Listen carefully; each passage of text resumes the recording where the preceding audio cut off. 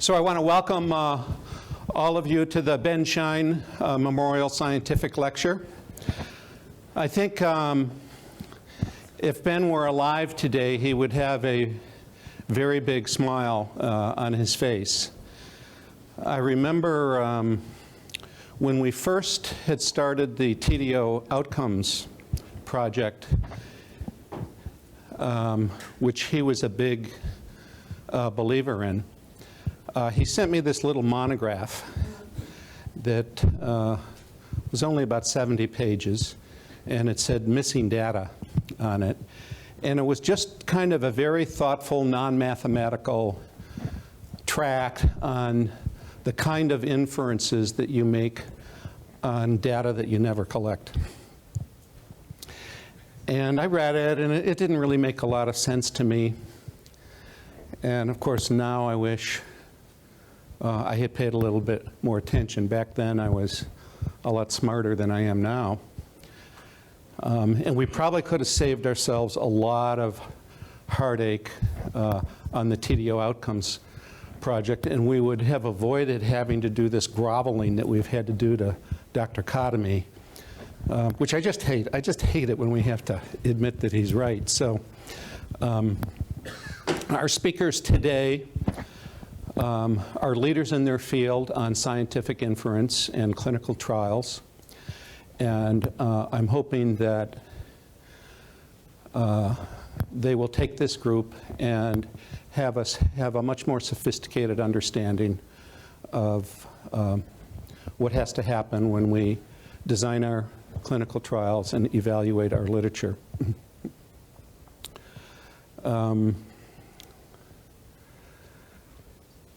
Our first speaker today is Dr. Steve Goodman.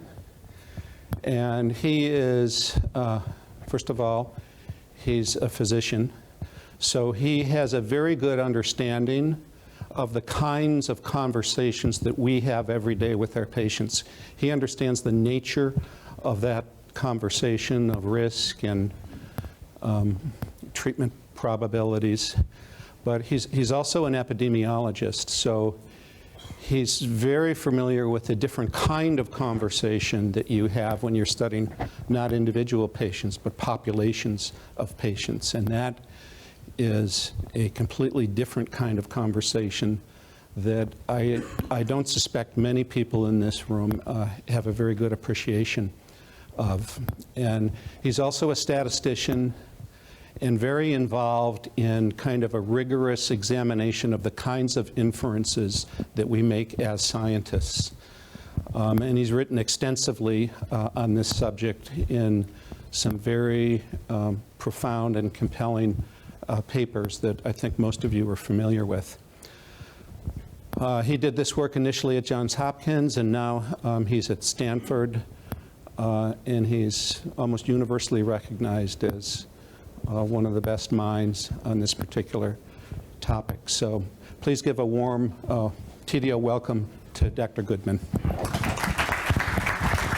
Nice to be here. It's hard for me to look out on that water there with the sailboats and feel that this is the absolute best place we could all be, but hopefully we'll have a good time anyway. Thank you for that introduction. I have to say, I'm to talk to any group, particularly a strongly clinical group, and have the introducer say, well, I'm sure most of you are familiar with or have read his papers. That's a shocking introduction. I can't imagine it's exactly true, but if any appreciable minority have, that's great.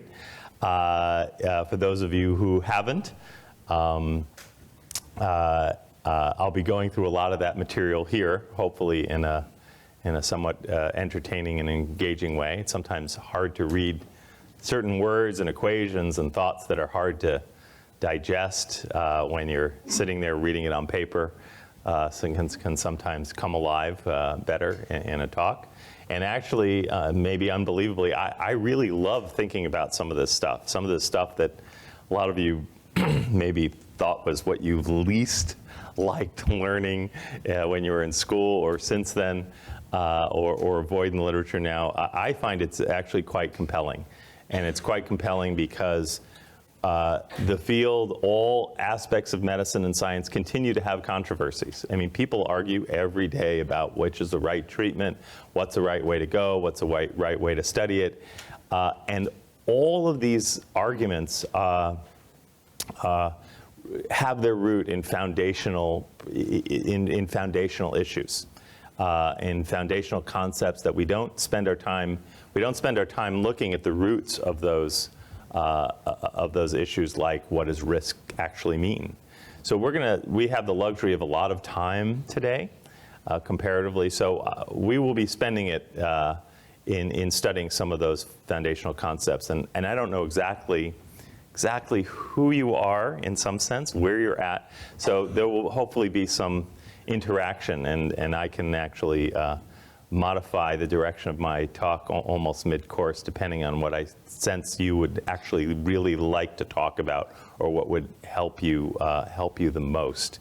I think the schedule for the day is I'll be handling the whole morning up to lunch, and then Dr. Lewis after lunch will be taking you forward. I'll basically be bringing you out to the middle of the ocean, and then I'm going to count on Roger to bring you all back. Hopefully nobody will be tempted to jump. And I'll be talking a little bit more about the foundations, in a sense, how we got here and where are we and what does it mean, which is to bring you right to the brink of understanding, in this case, the different approaches to analyzing and even designing medical research.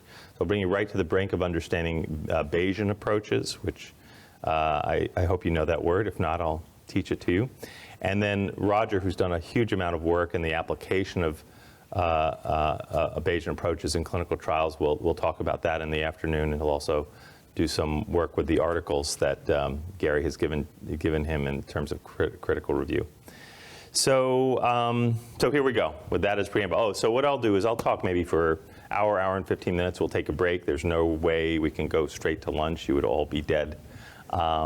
So about an hour, and then hopefully we can have Q&A for 15 or 20 minutes, and that's where I'll get a sense of what you really want to know. And then for the next hour and a half, I'll either give you the slides I have on the second half of this presentation, or I'll shift to other presentations I have along the lines of what you might want to know.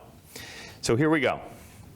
So you don't have to argue that scientific inference is important in the news. So this was one day, it was actually a day before I was going to give a talk like this, and I opened up the newspaper, and there we had, on the top, this is my favorite medical journal you'll see, the New York Times. Scientists debating the future of hormone replacement, right up there. Okay, down there, amino acid may not predict heart attacks. Oh, here, study is unsure on tainted polio vaccines cancer role. There, nearest to patient ratio linked to death rate. Almost every single article directly on this issue of medical scientific inference. And I'll spare you the business pages. So you see the same thing, is this drug going to be approved by the FDA? Did this device, is it dangerous, and does it have to have a recall? So the newspapers, the magazines are full of this stuff, and the debates that are suggested by these headlines are the same debate. The roots of these debates is what I'll be talking about. So, I'm an academic. What do academics do? They don't teach, they just test. Right? So I'm going to start with a pre-test of you guys, and you have to promise not to do too well on this, because if you do, then the talk's over. We'll just go right to Roger, because I have nothing to teach you. But here we go. So a well-done study is reported on a new electrical stimulator for endodontic pain control.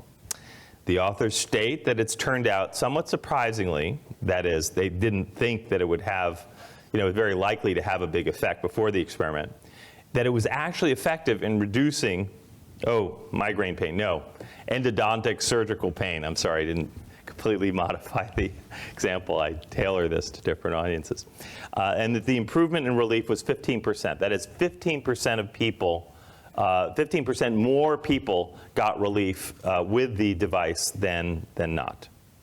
And the 95% confidence interval on that difference was 0 to 30%, and it was just on the borderline of significance, p equals 0.05. So what is the probability that this association is real? So we have a new finding that a particular way of reducing surgical pain is effective, that 15%, in other words, 45% might report adequate pain control in one group versus 30% in another group. That's the 15% difference. The p-value is 0.05. So at the end of the day, what's the chance that this is actually true? So here are our three choices. Less than 75%, 75 to just under 95%, or 95% or greater, with a p-value of 0.05. So you get 2.5 seconds to think about that. So I'm actually going to ask a poll from this group, and Roger and Gary are going to look and make sure that the number of hands adds up to the number of folks in the room. We can't have any voter fraud and no voter suppression here. So here we go. So A, less than 75%. Okay, a healthy number.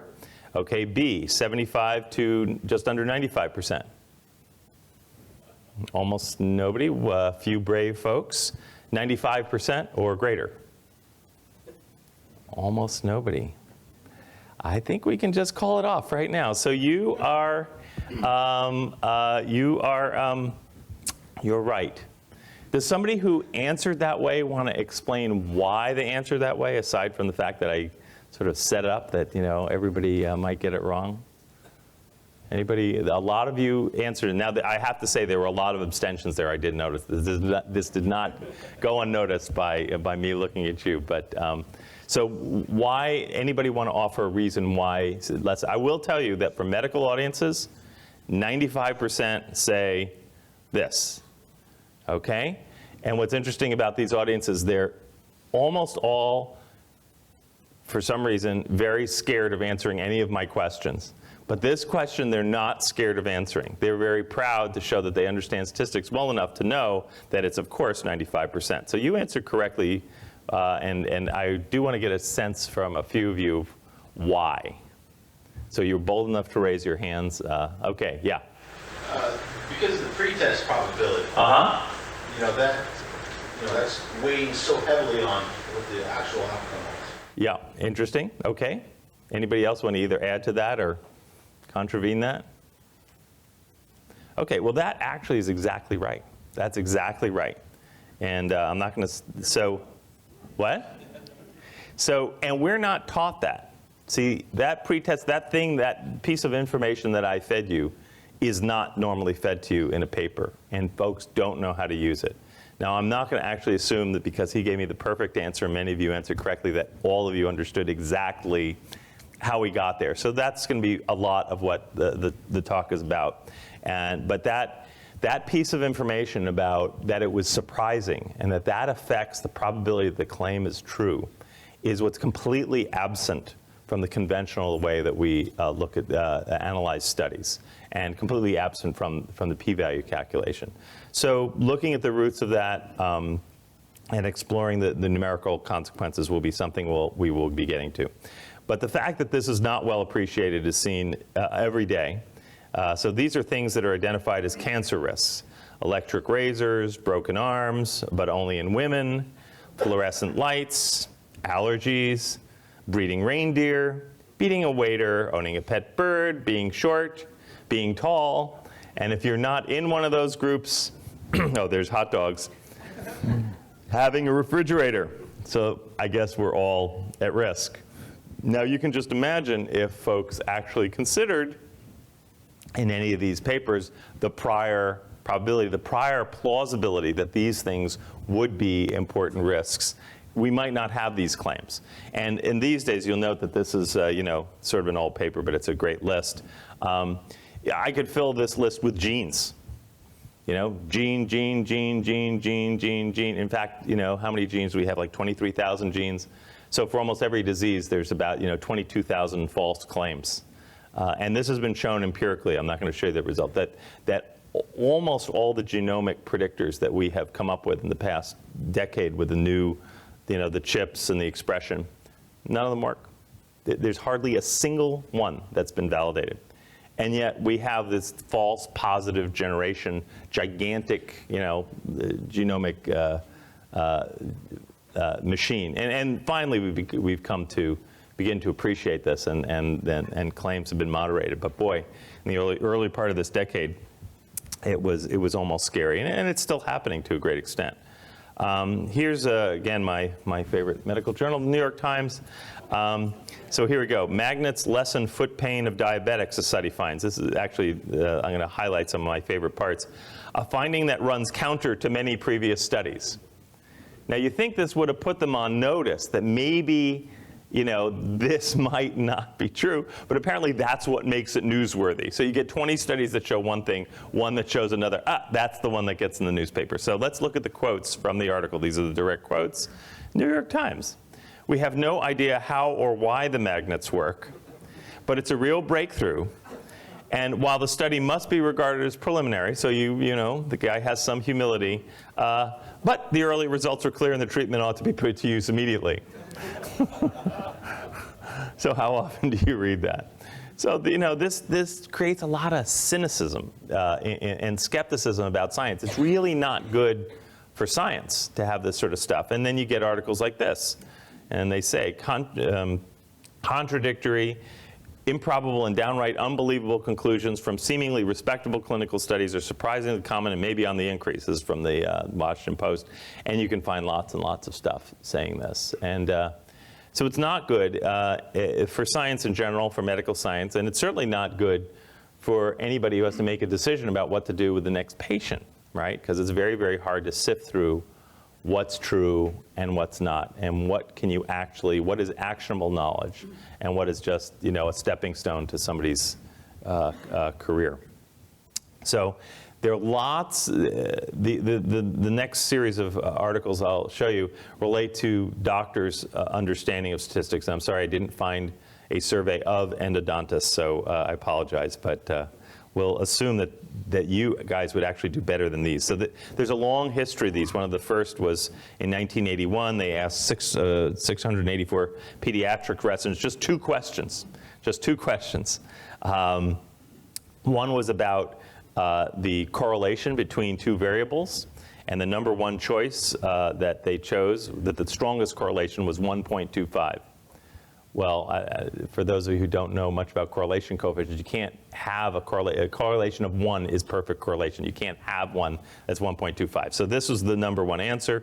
And the second question was, P less than 0.05 means that the result is also significant at, the number one answer was 0.07, and number two was we can make no such inference. That's 25%.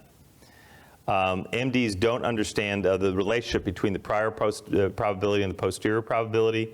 In 1993, 31 physicians were asked for the positive predictive value for a test with this sensitivity and specificity, with the prevalences of 1 in 100,000, 1 in 1,000, and 1 in 10.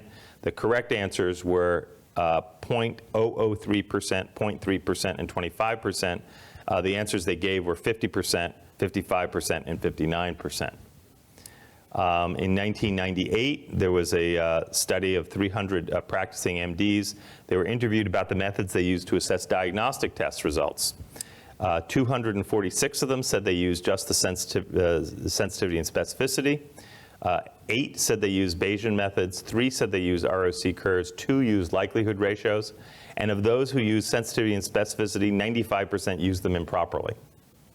That is, they thought they were predictive values. And we'll talk a little bit about predictive values, but the predictive value is the probability that somebody has the disease when you test positive, not the probability that you test positive if you have the disease. The predictive value is what you want, but the sensitivity and specificity doesn't give it to you. So clearly they hadn't been educated, and I don't blame them. It's a problem with our medical and CME education. So this is a paper that actually appeared in 2007 in JAMA, where this same model was followed, and they looked at 277 Yale residents.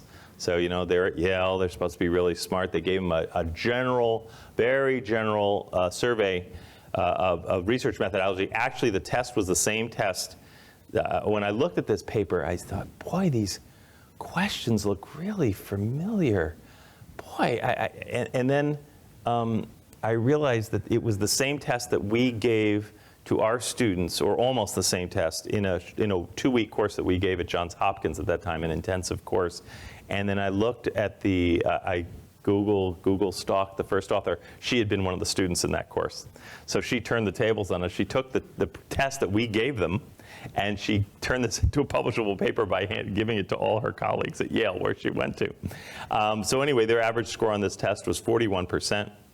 And 75% indicated that they didn't understand all the statistics they encountered in journal articles, but 95% felt it was important to understand these concepts to be an intelligent reader of the literature. So they were self-aware, and they understood that they couldn't read their own literature. And this is what I find. I've been at many leading institutions, and the medical the residents, the fellows, the journal clubs are generally exercises in collective ignorance. That is, they speak the language, they say the words, but when it really comes to the numbers, they don't understand what the numbers are telling them. They understand the biology, they understand the clinical part, they understand the all the qualitative dimensions very well. But they don't know how to marry that with the numbers. They don't have a really fine sense of, I know this, from my clinical experience, I know this from the clinical trials. They don't, in some sense, really have a finely graded sense of the weight of the evidence that they're getting from the research. You have a really, you have this judgment when you see a patient in front of you about exactly what the nature of the problem is, how severe, there are all these things that go into it. But you have to have the same sense about the numbers to know how to fit them together. And this is where we have real problems in the medical field, is that we don't, at some level, know how to read our own literature. Now, one of the, actually, I have to tell you one other thing about this survey, which I will come back to. So there was a question. This just shows you how tricky this area is. There was a question on this survey about the definition of a p-value, exactly what a p of 0.07 or 0.05 meant, and none of the answers offered, that is, offered on the test, were correct. That's on the test that they gave to other people. So it was a subtle error, but it's the same subtle error that actually we'll be talking about here. So that shows you how, how difficult this area is, how treacherous it is. So, is the fault all the educational system or the doctors? Well, no. So this is R.A. Fisher. How many of you know of R.A. Fisher? Just have heard that name? Okay, interesting. So I don't know exact, we'll say 25% of you knew the name. R.A. Fisher is to medical research what, this may be an overstatement, but maybe not much, what Einstein was to modern physics, what Watson and Crick are to modern biology. R.A. Fisher was probably one of the most important intellectual titans of the 20th century in developing an entire, not only most of the foundations of modern statistics, he developed almost all the modern concepts of study design. He basically developed randomization. He developed double blind. Everything, all the language you use today, almost all of it came from Fisher. So he was an interesting guy. He was he was at his peak at the beginning of the century, mainly in the 20s and the 30s and the 40s. Maybe one of the reasons that he's not quite as celebrated, aside from the fact that we don't tend to celebrate statisticians, is that he was a hardcore opponent of the theory that cigarette smoking caused cancer. Did not do him well. And he fought vigorously against that until he died of lung cancer in his 60s, being a heavy pipe smoker and cigar smoker. But I don't know that he ascribed it to his smoking habits. But anyway, R.A. Fisher was actually the guy who created many of the ideas that I will be talking about today. And one of the other reasons that he may be unknown or invisible to you is, unlike the theory of relativity, we say Einstein's theory of relativity. We say, Watson and Crick, model of DNA. When anybody gives you any information about p-values or statistics, they don't say the Fisherian theory of blank. It's handed down to you as though this is like 2 + 2 = 4. You're not given the origin of who figured out that 2 + 2 = 4. And yet, these theories that we use to underlie our clinical medical research are, in fact, just theories. And they're very, very controversial theories. And they were crafted by human beings, and there's been a lot of debate about them. But for whatever reason, in our textbooks, in our journals, whatever, the fact that there is a huge amount of debate about them, and the fact that they're not always that coherent or consistent, and they have at their root assumptions that you may or may not ascribe to, is completely absent. Completely absent. And that leads to many of the controversies. Because you don't actually understand that, well, by embracing this number or embracing this approach, you're embracing a whole slew of things that you may or may not actually agree with. That is, you may be embracing the notion that what you knew before has no bearing on your conclusions from this experiment, that each experiment sits on its own bottom. That doesn't make it, it's not the way you live your life. But you may not be aware that when you calculate a certain number or do a certain test or interpret in a certain way, that's what you're buying into. So it's a very funny thing about these theories, and hopefully we'll disentangle them a bit today. So this is a quote he made in a graduation speech at Michigan State University. It was not him graduating. And he was in the UK, interestingly, because of his own fights with some of the people you'll see featured as we go forward. He never in his life, probably maybe the greatest statistician of the 20th century, had a post in statistics. He was known as a great geneticist. He developed the theory of blood groups, again, sort of important, and all the foundations of modern genetics, mathematical genetics, which we're living with now, and this was way before DNA. So pretty important guy, but and he's pretty polemical. So this is an example of polemic. He says, I'm sure it's only personal contact with the natural sciences that is capable to keep straight the thought of mathematically minded people. This is mainly a message to the world of statisticians or people who deal with numbers. I think it's worse in this country, the USA, than in most, though I might be wrong. Certainly there's grave confusion of thought. We're quite in danger of sending highly trained and intelligent young men and women out into the world with tables of erroneous numbers under their arms and with a dense fog in the place where their brains ought to be. In this century, of course, they'll be working on guided missiles and advising the medical profession on the control of disease, and there's no limit to the extent to which they can impede every sort of national effort. So this was his diagnosis of the problem with statistics, not the users of it. So how did we get here? So I'm going to go back a little bit in time. We're going to come to the present very, very quickly. But one of the first books, maybe the first book, on modern probability was written by a doctor, a sort of very colorful figure called Cardano. And he wrote in 1525 the book on games of chance. Okay, that's what Liber de Ludo Alliae, I don't know how to pronounce it. Anyway, games of chance. This is really one of the very, very first. What he desperately wanted was to be admitted to the Milan College of Physicians, and he also wanted to be the doctor to the Pope. That was the highest post. He applied several times. He was rejected, so in revenge, he published the first book on evidence-based medicine. Whoops. Whoops. Oh, now we really have a mess here. Okay, there we go. First book on evidence-based medicine, on the bad practice of medicine in common use. It sounds like it comes right out of, the Common Cause or Public Citizen. And a few years later, he was accepted into the college. He did become the doctor of the Pope. The Pope died immediately. So he didn't have that post for very long. But he was an extremely colorful figure, and he introduced the notion, this marriage of this notion of chance and probability and risk, and married it to ideas about the efficacy of medicines. Just astonishingly prescient and important accomplishment in the 1500s, just totally unbelievable. So now we're fast forwarding, this shows you that we don't have all day, 300 years, to the French debates. And in France, there was a movement among a few doctors to start studying groups of patients and making inferences. You have to understand how sort of revolutionary this was. The idea that you gained knowledge about a particular disease by studying many people with that disease was effectively absent. This concept, this was completely anti-medicine. So a young urologist named Jean Sivalier, he studied 2 methods to eliminate kidney stones.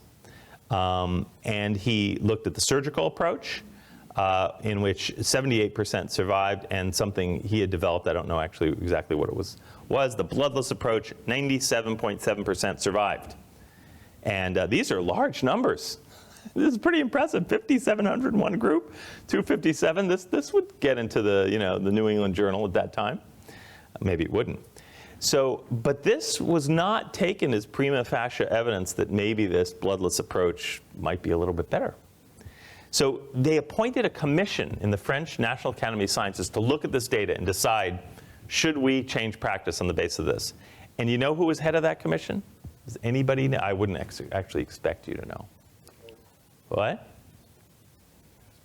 Okay, so I'll give you a little clue. He was French. So he was a guy named Poisson. Yeah, well, he wasn't a fish. Anyway, he wasn't named after the distribution. So Poisson is, there's a thing called the Poisson distribution. There's Poisson regression. So Poisson has been made very famous. A very, very important mathematician. They didn't really have statisticians at that time. And he led this commission. Unfortunately, even though Poisson was head of the commission, you know who dominated the commission, at least by historical accounts? A surgeon. So apparently there was a strong surgeon on the group who very much influenced it, but I don't absolve Poisson's responsibility. This is what they said. In statistical affairs, the first care above all else is to lose sight of the man taken in isolation in order to consider him as only a fraction of a species. It's necessary to strip him of his individuality in order to arrive at the elimination of all accidental effects that individuality would have been able to introduce into the question. It's altogether different in the domain of medicine. It is not appropriate to elevate the human spirit to that mathematical certainty which is found only in astronomy. So they said, the essence of medicine is to consider each person in their own individuality, and they rejected this new approach. Not good. But it didn't end there. And there was really 20, 30, 40 years of debate that ensued. And actually it was considered both by the Parisian Academy of Medicine and the Parisian Academy of Sciences. And there were other quotes. This was a surgeon who I think was on that committee. I forgot the details. He says, if 100 out of 1,000 boats perish, and we still don't know which ships will be destroyed. Mathematics cannot be used to forecast a determined event, but only establish the probability of a certain numerical proportion between 2 classes of possible events. That's sort of true. But it's precisely this fact that makes it completely useless in medicine. The calculus of probabilities has been called good sense reduced to a calculus, but one can perhaps ask whether good sense is calculable, the same as intelligence, the passions, the human affections, all which affects human beings. So what you see here is, in miniature, actually the same arguments we're having today. The same ones. Are clinical trials, results applicable to your patient? Or are they some sort of mythical average that have nothing to do with the person in front of you today? And this went on. It was a very heated debate. And I'm not going to read this quote, but the Ketelet index, the forerunner of the body mass index. Well, this notion that there was the average human was Ketelet's real contribution. And he said, the consideration of the average man is so important in medical science, it's almost impossible to judge the state of an individual without comparing it to that of another imagined person. And so this notion slowly started to emerge that somehow the averages of things revealed things that actually were relevant biologically, that you couldn't necessarily make good inferences about what would and would not work for an individual just based on looking at that individual. But here was the real fear, and again, it's a lot like it is today. If medical knowledge were based on quantification over groups, this would require physicians to accept servilely all medical ideas imposed by the professors. So it really, in many ways, was partly an epistemic debate. It was also a debate about what the source of, in a sense, power should be. Who is the authority? Is it someone who's seen 1,000 patients and treated them maybe well, maybe not? We don't know if you don't study. Or is it somebody who maybe has seen 3 patients or maybe hasn't seen a patient at all and it's designed to study and it goes into a journal? These are the same tensions that we have today. And I'm not going to come up with a magic solution, but what I will say is trying to figure out what the right balance is between sort of what you understand clinically, biologically, and what you take from the literature. This is sort of the fundamental challenge of medicine. But you have to understand that in a sense that is what the challenge is. And there are people on both extremes of that debate, and it doesn't get us very far. Now, maybe the most important thinker in this field is a guy named Claude Bernard, who's a physiologist. And these will be the last, I think, long quotes I'll read you. But again, and he really brought the notion that medicine should be scientific to the fore. And it's on his thinking that many of the structure of modern medical schools, perhaps dental schools, is formed. That is, you spend your first 2 years, at least at Stanford and at Hopkins, studying biology intensively. There's a little smattering of numbers in there, but you mainly learn how the body works, as though you can figure out from these principles what's going to happen in any given patient. And of course, you do have to know this. You have to know some of it. Although I actually went to a talk the other day by Zeke Emanuel. I don't know if you know him. He's an ethicist oncologist who's actually very much responsible. He was head of the he was active in the administration. He was partly responsible for the Health Reform Act, and he said that he couldn't remember a single patient where knowledge of the Krebs cycle helped him very much, and he was yes, he is Rahm Emanuel's brother. Yes. But I'm not going to get into the Chicago strike here. So anyway, this is what Claude Bernard said. Great surgeon performs operations for stone. Later, he makes statistical summary. This was reflective of the debate we just saw. And concludes from these statistics that the mortality law for this operation is 2 out of 5. In other words, 40% mortality. Well, I say that this ratio means literally nothing scientifically and gives us no certainty in performing the next operation. What really should be done, instead of gathering facts empirically, that is, instead of numbers over populations, is to study them more accurately, each in its special determinism. There are key words here: determinism. That is, deterministic logic, that is, I can tell what will happen to this patient, is very different than probabilistic logic. We must study the cases of death with great care and try to discover in them the cause of mortal accidents so as to master the cause and avoid the accidents. Now, I don't want to rag on this because there's a lot of truth here. This is certainly what we do in quality assessment, and when we look at cases that turn into disasters, you look carefully. This is what the FAA does, and it's the reason our planes continue to fly. We do want to try to figure out what are those things that we can understand. But the problem is there's sort of a sort of irreducible, there's a gap between what we want to understand and what we do understand. And it's sometimes these numbers over groups that fills in that gap. We don't know every step that leads from this action over here to this outcome over here. There's a huge amount of uncertainty between them. And here's his real broadside. Empiricism precedes science. Science is understanding why things happen in every patient. It says, never have statistics taught anything, and never can they teach anything about the nature of phenomena. Statistics teach absolutely nothing about the mode of action of medicine nor the mechanism of cure. So this is, in many ways, the foundation for the way medical education is structured. It's actually this philosophy, although we don't believe this in quite this extreme form. But it's this tension between, in a sense, the basic science and the clinical science. We see it in the structure of the NIH. We see it in the difference between Stanford Medical School, which I was just talking with Roger, it's where he went, which is very much a place very steeped in basic science in the lab, and a place like Hopkins, which came out of a clinical tradition. I don't know about the culture of dental schools, but I would be very surprised if there weren't some similar kinds of, I don't know if I should call them tensions, but differences between the perspective of people who work in the lab and develop devices in the lab and in dogs and in mice or whoever, or in experimental settings, versus the folks who are doing more of their research out in the field and doing averages. So you can tell me.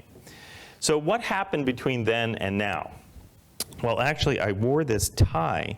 I couldn't get it into my slides, but this is part of the presentation. I didn't know it would be so formal. I thought I'd be down among you. I was going to literally take it off and pass it among you. So what's on this tie? This tie, so you can look at it at the break, is pictures of all the useless and dangerous nostrums that were developed and peddled in the United States and around the world in the early 1900s up through the 1930s and 1940s.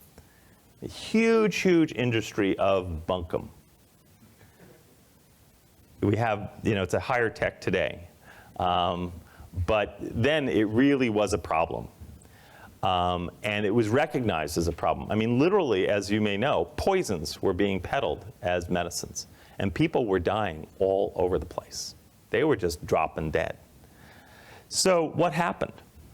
Basically, in the US, the FDA was formed. There's a lot of developments. But there was this understanding that if we let doctors just do what they, what each one thought was best, they'd be subject to illusions and delusions. They would be subject to the claims of people developing medicines and developing devices. They wouldn't know which way was up. And that's what began to create the modern structures we have to hopefully not so much guarantee that what we do is effective, but minimize the chance that completely dangerous things were being introduced. It's, of course, still not completely effective. And so these social structures were set up to provide practicing doctors with the means to discriminate between the worthless and the valuable. And at that, this is the language they said, to counter the influences that, quote, debauch our medical journals and taint our textbooks. And I could give you, examples just in the past 2, 3, 5 years of similar language and similar issues in many, many domains. So who were they not trusting? They weren't trusting the people who made the drugs and the devices. They actually weren't trusting the patients. They weren't trusting the clinicians, and they weren't trusting the researchers. They weren't trusting anybody. So we developed codified into law, begin to get rules about what constitutes legitimate medical knowledge. And maybe one of the most important rules here was the language of, I think it was the 1963 act related to the FDA that said you had to have two well-controlled studies to prove efficacy. Now, at that time, actually, safety was not a big part of the formula, even though that law was developed in response to the thalidomide disaster, which was all about safety. But the tragedy of thalidomide wasn't just what happened to the children who were born, but the fact that it didn't even work for the method, for the purposes for which it was intended. So this is just a quote from a medical historian. It says, these methodologic reforms, that's the ones I was talking about, were meant to introduce a wall separating the allegedly impetuous, overly compassionate practitioner from his patient. To erect such a wall, reformers had to persuade physicians of their own ignorance. As Donald Maitland argued, who was a sort of medical statistician, it is the physician's duty to do his best for his patients. It her patients, sorry about this. If he's acquainted with the requirements for valid proof, he will often see that what looked like evidence isn't evidence at all, and he will feel free to experiment. So what are the parameters of good evidence? Well, here are the beginnings of methodologic solutions, and this is where we're going to start getting the convergence between these debates and the kinds of things that I'll be talking about in statistics and that Roger will be talking about this afternoon. That you have a control group that's untreated or treated with something else, a control group, a comparison group, double blinding, randomization, objective outcomes, and objective methods of analysis and inference. These were the key parameters of good medical research. And as I said, they were sort of meant to substitute for the traditional things that medical professionals were taught about, in a sense, how the body worked. Because we were finding over and over and over that these were not reliable guides to being able to figure out generally what devices and what treatments and what procedures were effective. So this sets the stage for the rest of our conversation today. So I'm going to talk about foundations. I'll talk about probability and inference, and you'll see that these are maybe much more interesting and complicated concepts than maybe you have appreciated, or maybe not, because I get the sense you're a more sophisticated audience than most of the medical audiences I talk to. We'll talk about how these things that you see today, p-values, hypothesis testing, and Bayesian approaches, came to be and what they mean. And if we might talk about these three inferential problems, I'm not sure, having to do with multiple comparisons, data monitoring, and subgroup analysis, which of course is in many ways at the heart of what we all want to do. Is we don't want to just know what's good for everybody.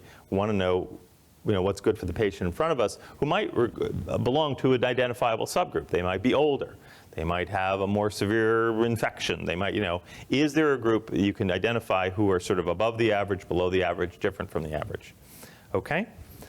So before I get into this, I want to get a sense of you and what you want. And also, is it possible to have a little more light in here? I think it's incredibly depressing to have us all in the dark on a beautiful day, and I want to see you, and you can see me, but I'm actually completely blinded. So I trust that there are people out there. That's much better. Is that okay? Can you see the screens okay? Okay. The screens are much less, We're used to looking at radiographs. Yeah. I often find it as I know you all have this experience. You can put up a blank screen there, and people will continue to stare at it. The only time they actually look at you is when you do that, and then they go, oh. So anyway, I'm going to put it back on. Okay, hi, nice to see you again. So let me just say, does anybody know where the word statistics comes from? Really interesting. So statistics are numbers that are measures of the state. Statistics, and it's because they discovered that you could look at things, and this was actually a I haven't talked about the entire development of probabilistic ideas. That's another talk.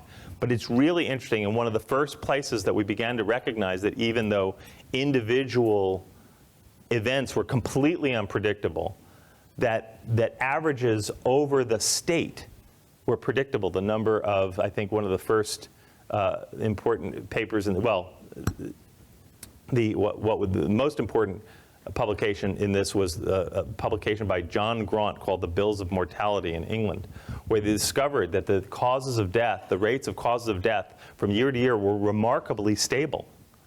And then it was, I can't remember, maybe you remember, very important paper showing, this was based on the Poisson distribution, that the number of deaths from horse kicks in the Prussian army were remarkably consistent from year to year. The distribution could be predicted mathematically. A horse kick, who can predict who's going to die from a horse kick? But overall, the number in a state, the number of suicides, the number of marriages, the number of divorces, deaths, births, remarkably stable. This was not known until these statistics began to be compiled.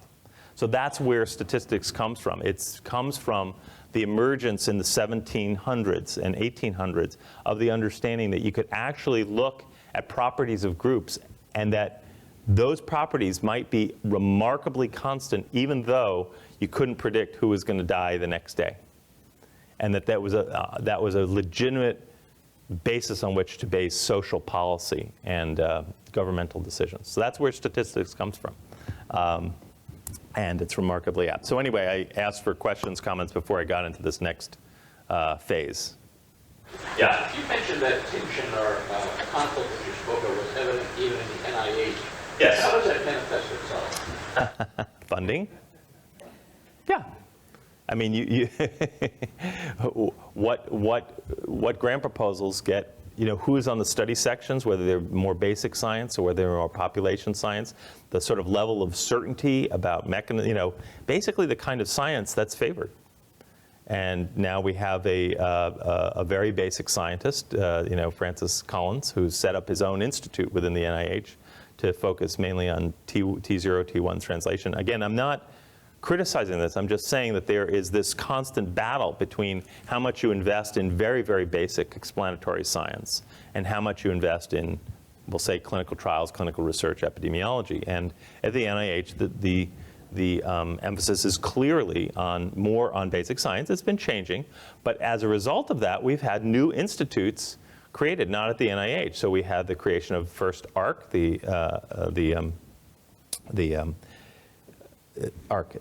not the Association for Health Research and Quality, the agency, right, the Agency for Health Research and Quality, which does a lot of, not so much clinical trials, but a lot of sort of policy and overview research. But most relevant, it was a group that I now work with, which is called the PCORI, Patient-Centered Outcome Research Institute, which was created by the health reform legislation because it was felt that there wasn't enough research that was being done on the questions directly related to the questions that patients and clinicians asked.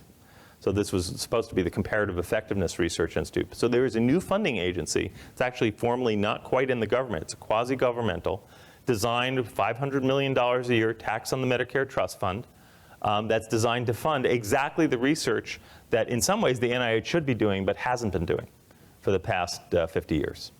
And so we see it right there. It's baked into our whole research funding apparatus. Now, the NIH has funded many, many, many large, important clinical trials, and a lot of the therapies that we test in those trials wouldn't exist if not for the basic science. Some of the basic science occurs, is funded by the NIH, some of it's funded by the NSF, a lot of it comes out of industry as well. So this isn't an issue of, we have to do it here, we can't do it there. But this is where the tension is. There's a constant debate about where the best yield is. If you develop, and this is the basis for for this focus on translation. There's a lot of talk about translation, but there are different, all these steps in translation. One step is from the lab to the clinic, then is from the clinic to general practice, and then is from general practice to, out in the, yet out in the community, and then there's more focus on systems. We might know the best therapies, but we have no clue how to arrange a medical care system to deliver them properly. So many errors are made, in the delivery of services that patients are sometimes worse off, even when we have the best therapies in our hands. So, how we best organize our medical care system to optimize outcomes, and whether the solution is in knowledge or in systems, and at what level of knowledge, constant debates. So that's, yeah. Can you briefly elaborate on the concept of balance that we talked about? I believe from what I understood was the balance between what the numbers show and what we see in the clinics. Right. Well, I think I'll get a little bit. So there isn't an easy way to talk about that. I do think that doctors, all clinicians in general, have to be very humble about what they think they know in terms of outcomes. And that's been the biggest problem, is that every caregiver often thinks they know better how to treat a collection of people, but when subject to actual clinical trials, often that intuition is not borne out. So to know when to take the clinical trial result and when to contravene that result in a particular case is a very, very tricky area. Maybe it'll come up more as I talk. It almost doesn't, you almost can't talk about it in the abstract. You have to talk about particular cases because it very much has to do with how well you understand the processes from beginning to end in a particular patient. Usually there's a gap. Usually you can predict very well, 2 days hence, but you really can't predict out here. And that's what the clinical trial does. It goes from here to here. It says, we give this therapy today, 1 year later, this is the outcome. But there's a lot of stuff in the middle it may leave out. Now, you think you have a lot of intuition about that stuff in the middle. Maybe you do and maybe you don't. And maybe it doesn't make a difference. A lot of the things that we think we know, we might be right, but it doesn't make a difference. So, I could, fill slide after slide after slide of therapies that we thought would work that ended up not working. But at the same time, there are many things that we do during the day that were never tested in clinical trials. They work because we know how the body works, and they work. We understand the mechanism of infection. We understand that you have to debride and you have to get, pus out of a wound. We're not going to do a clinical trial anymore that has, pus there and not. But there are other things that seem as obvious to us that sometimes when they're put to the test, we find out that what we thought was true wasn't true. And so I can't, we'd have to talk about the particular case. We'd have to look very carefully at how much you understand the biology and what the experimental evidence is. How strong are they? And this is what I was talking about when I said that the medical residents don't know how to put these two together. They don't know how to properly assess their clinical knowledge and biologic knowledge, and how to weigh it against the what we'll call the empirical knowledge out here. They don't know exactly which one should have greater rate, when one starts and where the other begins. And it only can be made in each particular case. I don't think it can stand up here and make general pronouncements about which one should trump the other. And usually it's a marriage of the two. It's not anyone trumping the other. Yeah, Gary. I think from my perspective, kind of like the poster child for this tension between populations and individual things is like stuff just in the press where you have one group of physicians saying to screen for a mammography or prostate-specific antigen. We have to screen everybody. You have another group of physicians that say, hey, wait a minute, look at the actual population numbers. It makes sense to do this. Is that the kind of tension that you're talking about? Well, so I know the mammography case extremely well. So there's certain things, and those I would submit are among them, where only the population numbers really do trump what people think. So I would say in the case of mammography, these epidemiologic numbers really do, or at PSA, supersede what you think you can predict in an individual case, which is so. You were the patient with a high PSA. I've already made that choice for myself. Chose not to get it. I was terrified. And that was before the group came out and said they're actually dangerous. That is, in somebody without symptoms. You're just walking in. And people, the folks looking at these numbers look at them really, really carefully. There is no way you can predict, just looking at somebody. This is what I mean, trying to predict from here what happens here, what the consequences of that PSA test is going to be. And we routinely ignore the huge downsides of these tests. It's never an issue of are they effective or are they not. It's not so simple. They have benefits and they have harms. And the problem is that when you're looking at a population, certain folks have the harms and other folks have the benefits. Ex post facto, you'll have somebody waving. Every person who got a PSA and did well says it saved my life. But beforehand, you don't know whether you're going to be in the harm. You don't know which one you're going to be.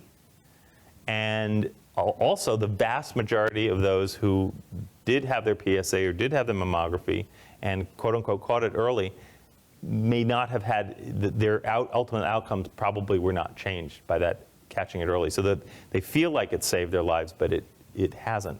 There's a certain subgroup probably it has. But for that small subgroup, you have a huge number who who are being harmed and impotent and the whole variety of side effects with the consequences of PSA. And with mammography, you have a huge amount of morbidity too, which is not to say, and I have to be careful here, it's generally the issue with mammography is how low should the age group go? So we're talking about the controversial areas, not there are definite benefits to mammography as in the older age women, but when we're talking the 30s and early 40s, that's where most of the debate is. It's all about that group. In PSA, it's more general. When you speak of the consequences of PSA, you're referring to the consequences of biopsy. Yes, and not just biopsy. It's surgery. It's surgery or radiation or treatment, because once you find that small cancer, you want to get it out. You don't think that you're going to be the one who, if you did nothing, maybe nothing would have happened. Where in fact the overwhelming probability is, particularly if you're somewhat older, that you would have never have known about that cancer had you just let it sit, and it never would have gone anywhere. That's the harm. It's the overdiagnosis issue. It's that you might, but once you know, this is why it's so terrifying. Once you know, you can't ignore it. You just can't. I mean, how can you? I'm terrified if I ever get my PSA. So it's really tough. It's tough to know before, whether it saved your life or not, or whether you have all the consequences of the surgery, which are very significant. They don't happen to everybody. If you're lucky, if you have a great, great, great surgeon, maybe not. But and because of this, because the passions run so high, we have almost no evidence on almost all the dominant therapies for early stage prostate cancer. We don't know whether proton beam therapy works, or watchful waiting works, or cryotherapy. We don't know what works, because people are, have their opinions about whether they should be in one group or another. So I'm worrying that this is getting a little far from teeth.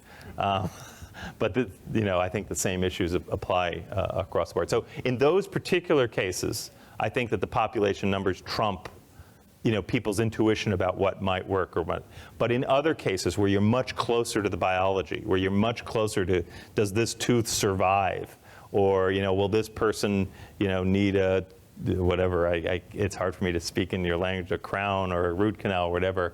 When you have a huge amount of clinical experience in the clinical course and biology, that's where the rubber hits the road, or where the knowledge hits the numbers, gets a lot trickier. And often you do clinical trials right at the point where you say, I don't know what to do.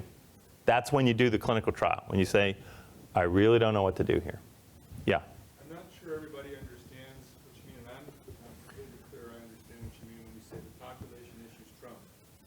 I mean that there is almost no information that you could give me about a particular person that would change my mind about the advisability of PSA screening that would trump, that is, supersede the policies that you would recommend on the basis of looking at large clinical trials or large population-based numbers. I can imagine many clinical situations in which you could describe to me a particular kind of person in whom you'd say, this person really is not going to tolerate that kind of surgery. Or, no, I've seen this, and that's going to have a bad outcome, and here's why. But in the case of PSA or early stage mammography, you can't point to a kind of person or clinical situation that's like the ones that they are looking at in those populations, say, oh no, it's going to be effective in him. You can't do that. There's no information there. That's what I mean. You have to look at every specific case. How much do you know about the connection between what you did here and what the outcome is here? And in the PSA case, it's a healthy person walking into the office and deciding to get this number, and what happens at the end of the day. Are they alive or dead? Are they, do they need a catheter? Do they not? That's what I'm talking about. And not to speak of the unbelievable anxiety that all of these screening tests can produce when they come up positive. So you can't ignore the fact that, if 99% of them are false positives, that collective anxiety is no minor thing. It can change your life. Yeah. Thanks. So just to, I think what you said, the point further, if my understanding is correct, is the population, the number of the population trumps what I think I would do in a They can trump, yes, yes. Not always, I mean, not always, but I'm saying that's why you have to consider each case. In the case of PSA, in the case of mammography, in the case of a lot of these screening tests, there's nothing more you know in the individual case. There's almost nothing you know biologically, clinically, that supersedes what we know from looking at groups.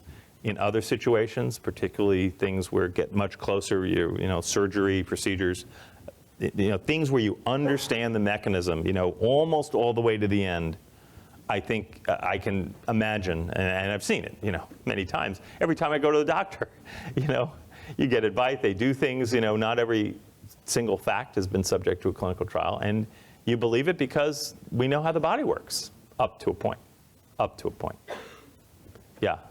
The things that you said is probably kind of incredible. You mentioned the survey where I guess recent graduates in medical school indicated that a high proportion of them didn't really feel they had the knowledge to Right. properly understand. Well, that was Yale, of course, you know, they don't really.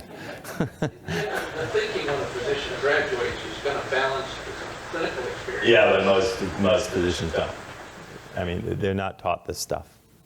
They're taught it, but then some of them are taught it, then it's role modeled right out of them. You know, young clinicians in any field have antenna for what does it mean to be a good, you know, surgeon, good dentist, good endodontist, you know, and they get the clues from their elders, from their attendings, from the people who teach them. What knowledge, what skills do I need to be a good doctor? And the skills we're talking about here, in the vast majority of places, are not role modeled for them. Then when they get onto the wards, they might be asked, you know, can you cite an article? And they come up with the, you know, something they read, you know, or they just downloaded from the New England Journal. Maybe they know the abstract at best, but often they're not even asked that question. What's the point of them in doing all this research, physicians reading all this research, if they don't really have the intellect to understand it? Well, first of all, we have, you know, this is all about what we call T3 translation. How do we get this knowledge to be used? And it's a huge challenge. And now, I will say that it's not, every physician doesn't necessarily, or clinician, have to have all the tools to interpret all the research for themselves. I mean, you're taking care of patients, you don't have time, but you have to understand sort of what the sources of authority are and what, you know, what's likely to mislead you and what's likely to send you in the right place. I mean, I talked to recent graduates, both at Stanford and at Hopkins, other places, and I asked them, do you know where clinical practice, you know, have you ever heard the word clinical practice guideline ever mentioned in med school? Most say they never heard it. They didn't know that there's a clinical, and this is in clinical medicine, I don't know, in dentistry. They didn't know that there's a national guidelines clearinghouse. They didn't know how they're created. And when I say guidelines, they're not handed down from God. You know, they should know where the, you know, it's the things they read in the textbooks. It's the things they get, you know, when they look how to take care of a patient. Where do those come from? Where do you find them? They don't know. This is a problem. It's a big, I mean, this is why PCORI was produced. There's lots and lots and lots of people trying to work to solve this problem. It's a bigger problem than just knowledge. It's how our medical system is organized. So it's a very, very complex problem. I don't want to get too far into it, nor do I claim to be expert in all, but you're absolutely right. There's gigantic gaps between what we know works and what we do. And I have whole talks on just on that issue, but that's not exactly what, you know, that's not what I'm going to focus on today, but I think we've all lived it, we all know it. You read it in the papers every day. You know it in your own practices probably. So we can talk more about that. So I'm thinking, I'll do a short, I want to give you a chance for a break, but we've only been together for an hour. So this next section we'll talk for about 15 minutes, and then we'll take a break, and then we'll get into this more statistical stuff. Sure. That's fine. You probably, it's easy to do it with me because On the medical screening tests, which would you say are the most important or the most effective ones? Oh boy. So well, certainly the various methods for screening for colon cancer, they've been shown to work. And, you know, mammography for the appropriate age groups, absolutely shown to work. But, you know, even the best estimates for mammography is only maybe a 15% reduction in mortality long term. So it isn't like this is some sort of, you know, magic protection against, you know, death from cancer. But colon cancer screening is probably the most effective. Let me think about others. There are all sorts of surrogate markers. We don't think of them as screening tests, but we do know that statins in the right populations after appropriate screening does seem to reduce cardiovascular mortality somewhat. So screening for cardiovascular risk factors with appropriate treatment. But I think even there, the evidence for population impact is not that huge, but I believe it's reasonable. I don't have them all at my fingertips. Probably I could respond better, or maybe Roger knows. But those two sort of stand out. I'll think, maybe in the break about the others. But what I will say is that there aren't many. There aren't many at the end of the day that really have an impact. Most of the things that have the biggest impact are how we live our lives. Whether we're overweight or not, whether we exercise or not. These sort of things have way, way, way more effect than almost anything that doctors can do. When you said you were surprised, a lot of people in the audience have read your articles. We've been forced to. I hope it isn't like the ducks who then get, finished off after the force feeding. That's illegal in California now. We were hoping you would talk about the caveman diet, but maybe in the I can say a few words about nutritional studies if you want. Gary pushed me in that direction, but so anyway, so let's make what seems to be an impossible leap here and talk about statistics, but actually I'm just going to talk mainly about probability at the beginning. So what is statistics? Well, I said it's from the state, but it's a method to determine two things, and both are really important. One, what's our best guess at some underlying truth? So we have to, the most important thing to understand about statistics and about science in general is we never get to see the truth. We don't, like, you can't see God. You can only see the manifestations of God. So we only see what we can observe. What we observe is not the truth. It's like the tea leaves. The truth is up here behind the clouds. We can never see it.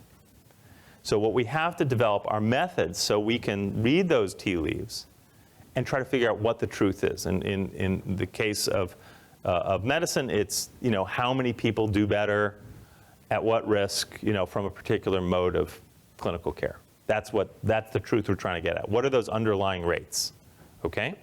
So there are two things we're trying to get at. What's our best guess at the underlying truth? And second, what's the uncertainty in that guess? How unsure are we? And statistics is actually in some ways more about the second than the first. So when you realize that getting the uncertainty right is as important as getting your best guess right, then you understand what's so tough about statistics. So you hear this, all the time. Anybody who watches baseball or sports, they say, oh, he's, got 2 out of 4 hit, 2 out of 4 here, 3 out of 5 over there. Big difference. Well, we know that those are inherently. We know that the difference between 2 out of 4 and 3 out of 5 or 4 out of 5 is nothing because the sample size is too small. Well, what's that intuition? It's because we know that 2 out of 4 is very variable. If you send the same guy to the plate or send the same quarterback, to do the pass, or you do a certain procedure, you're not going to see in every group of 4, 2 out of 4, 2 out of 4, 2 out of 4. You're not going to see that, right? So we just sort of know that there's variability, there's chance. That's where the uncertainty is, okay? So the other way to frame the uncertainty is that it's a method to determine the weight of evidence for one possible truth versus another. If we didn't have any uncertainty, there would be no such thing as weight of evidence. We'd be certain, okay? So even things about which you think should be certain, that you measure with certainty, you actually don't. There's a little bit of imprecision because the tools we use to measure things are always imprecise. We see it in elections. We saw it in 2000, Once you really get down to very small numbers, it's like, gosh, we can't even count. We can't actually know precisely to the person how many people voted one way or the other. Every measuring instrument, every time we measure an average over groups, there's some noise there. So even if I told you my birthday, it wouldn't tell you how old I was, depending on what you wanted to know. because I don't know what time of day I was born. So if it was important to know that with that precision, we wouldn't know it. If it's not important, then fine. The tool of measurement is good enough for our purposes. And that's really what medical research is all about, is the uncertainty greater or less than the signal that we want to look at. So how do we measure uncertainty? Well, the measure that statisticians use to measure uncertainty is probability. That's what we use. It's like that measures how uncertain you are. So before I get into that next thing, I'm going to ask you, good, I have a coin in my pocket. Okay.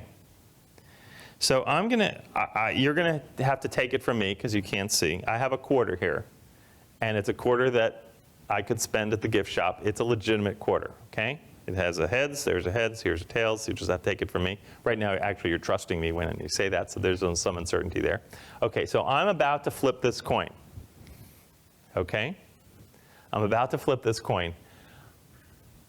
What is the probability that it's going to come up heads? 50%. So how many, I heard 50%. How many people think it's 50%? How many people think it's something other than 50%? Oh, interesting. What do you think it is? Well, what happens if it doesn't land heads or tails? Okay, I'm going to, so there's always somebody like that in every crowd.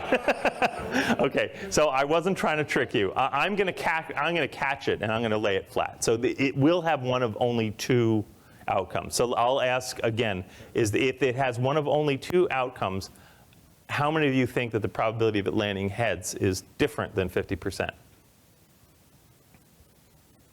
Nobody? Did I cow you? Was it all about the landing on the edge? Okay, so here we go. So I'm going to say that there's a consensus here, maybe not unanimous, that there's a 50% chance that it's going to land heads. So here we go. Okay, what's the probability now that it's heads? 50%. Anybody any different? Yeah? You could lie. I could lie. So yeah, so that absolutely. So there is some possibility, but I'm going to talk about the reality. So I'm not trying to trick you here. So is there anybody in the room who says that the probability of heads is not 50% or is something else? Yeah. You don't know how the coin is weighted. Okay, so again, I want to take that out. So it's a good point. So I'm saying it's a fair coin. It is a fair coin, but the flip is over. Now I want to know how you're defining probability. He wants to know how I'm defining. Yeah. Yeah, if the flip is over, it's either 100% chance it's head or 0% chance. Oh, interesting. I was hoping somebody would say that. So you're saying, in a sense, that there is no probability anymore. It's 0 or 1. If you don't know what it is, there's still a probability. He says if you don't know what it is, there's still a probability. Anybody else want to respond to either of those? So one says it's 0 or 1, just don't know which it is. The other says, well, if you don't know which it is, it's 50%. I mean, the probability is going to be head is that your hand up. 50% is tail. Anybody else want to weigh in here? Yeah. No, it is what it is. Make sure you go to lunch now. Let's say it's probability, though, it depends on how you define it. Okay, boy, you guys are so far ahead of any, so I will tell you, I'm not going to tell you what it is. So I used to run a doctoral seminar for PhD epidemiologists, and who live risk, and everything's a risk factor. This is what they do their doctoral thesis on, risk factor, risk factor, risk factor, risk factor. When I did that, everybody agreed it was 50% before I flipped it. After I flipped it, it was like all hell broke loose. There was like fist fights in the room. And this thing that nobody thought they cared about, all of a sudden they cared intensely about it. And about half the group said what you said, which is there's no probability anymore. And about half the group said what many of you said, which is that whatever probability, if you're not sure, it's still 50%. And nobody said what you said, which is that it depends on your definition of probability, which is All three have their defense, and I'll talk about them. But that's, in a sense, the most sophisticated answer. But they weren't aware that there were different definitions of probability. That's why they couldn't say that. It was nobody, because risk probability was offered to them as something, well, you understand it. It's probability, right? It's a chance. Nobody knew that this was actually a really controversial, really difficult thing to define. So we're going to talk a little bit about that. We're going to talk about the different kinds of probability. And the reason we're going to talk about it is because ultimately, which probability definition you buy into has an impact on how you interpret medical research, unbelievably. Yeah. I did Monty Hall on it last year. Oh, you did? Wow. You see the problem of when you, you tell them switch the, yeah. Well, that will get you deep into this. Yeah. Other comments? I'm glad I am not doing that. I myself sometimes get tripped up on that. Wasn't it Marilyn Van Sant? What was her name? Yeah. Van Savant, right. Okay. So let's explore this a little bit. So here you have it. Probability does not have a unique definition or method of measurement. And let's think of all these different probabilities and how you would measure them. Probability that Mrs. Jones will survive tomorrow's operation. Probability that the coin will fall 2 heads and 8 flips. Probability that it will snow tomorrow. Probability that we'll fight Iran. Probability that this talk will be stopped by an earthquake. Probability that implantable defibrillators decrease mortality in congestive heart failure patients. Each of these is very, very different. Okay? So let's talk about Mrs. Jones surviving the operation for a minute. Okay? So what are possible, so Mrs. Jones is consulting with me, or you could put it in endodontic terms, the probability that you'll have a good outcome for this procedure is 50%. So what does that mean? What does that mean? What are possible ways you could expand that operationally in terms of what that means? What's one nomination? Yeah. If it survives, it's 100%. If it fails, it's 0. Okay, I'm actually talking to Mrs. Jones. So how does that translate into a comment that you would make for Mrs. Jones instead of, you have a 50% chance of having a good outcome for this procedure? Is there, you're on the right track, but is there a way? The statistics don't mean anything for her. Okay. So you could say, I'm going to reframe what you said.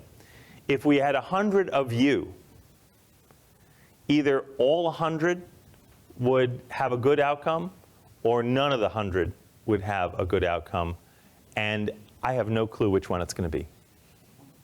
That's one way. Is that sort of what you're saying? Yeah. So that's one definition.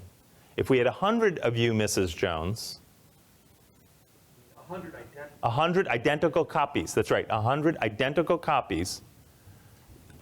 Either everybody would do well, or nobody would do well. But that goes back to your original point, whether you're going to use clinical or whether you're going to use studies to determine. Well, I don't want to quite get there, but it is related.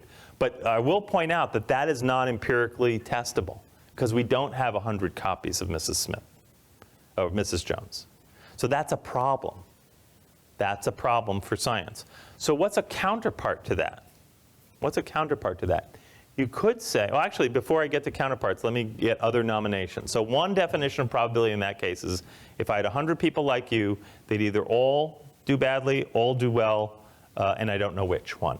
Yeah? Mrs. Jones could survive, but she could be, for example, unable to do. Yeah, I want to get, so yeah, so you're saying there are other things, outcomes we haven't considered, and that's certainly true. Right, but I really want to just focus on, live or die, good outcome or bad. Just make this as pure as possible, but you're right. How about the probability of a good or bad outcome with no treatment? Well, this is, I want to focus, right, just on the meaning in one setting. So you're right, if you want to compare, you get there, yeah. If you have data that says 80% survival or something, you can say, well, for 100 times this has been performed, 20 people don't make it. If we knew exactly why they didn't make it, we would take measures, but we don't. Right. So I'm going to reframe what you just said. So that's exactly right. So let's say that this has been done in people, for all practical purposes, just like Mrs. Smith. So what we will say is, if we had 100 people like you, not you, like you. Now there's a big, big difference between you and like you. And that difference is what one of the challenges of clinical research, but I'll finish the sentence. In 100 people like you, 50% did well, 50% did badly, and we can't figure out which group you're going to be in. So you literally have a 50% chance of being in the good group. You could say, by the way, that if we had 100 copies of you, 50% would do well and 50% would do badly, because it's essentially a random process. What happens in surgery is not, the same thing wouldn't happen to you if you had the same surgery again. So you could say the randomness is in us, and in fact that's the intuition we get from the media and everything. It's like we have a little riskometer inside ourselves. You know, as though, you know, your risk can be changed. In fact, maybe your risk can't be changed. Maybe you can have populations that are changed, but maybe your risk, it's built in, it's baked in. So what's different about those statements? One is a statement about what we know. So this is what you were saying, that 50% probability is a reflection of how ignorant we are about what will happen. But each person is predetermined. You're either going to live or you're going to die, and it's not going to make a difference. Or it's a reflection of the probability in them that actually you can dial up, you can dial down. That is, they have a certain innate chance, that there's a physical randomness in each person. And we could actually spin this out, but you can begin to see that it gets really sort of, you know, mind-boggling. And let's think of this when we begin to think how weird risk is. So, and I'm going to explore the like you in a minute. If I say, what's your height? So if I ask somebody to, you know, you haven't answered, but to measure his height, somebody would come along and do a tape measure, and you would measure his height. That would be his height, okay? And if I asked somebody to estimate, you know, Gary's weight, we would have a measuring instrument, and everybody would come and look at it. He would stand on a scale, and you'd look at his weight. That would be his weight. If we wanted to measure Adam's risk, what would we do?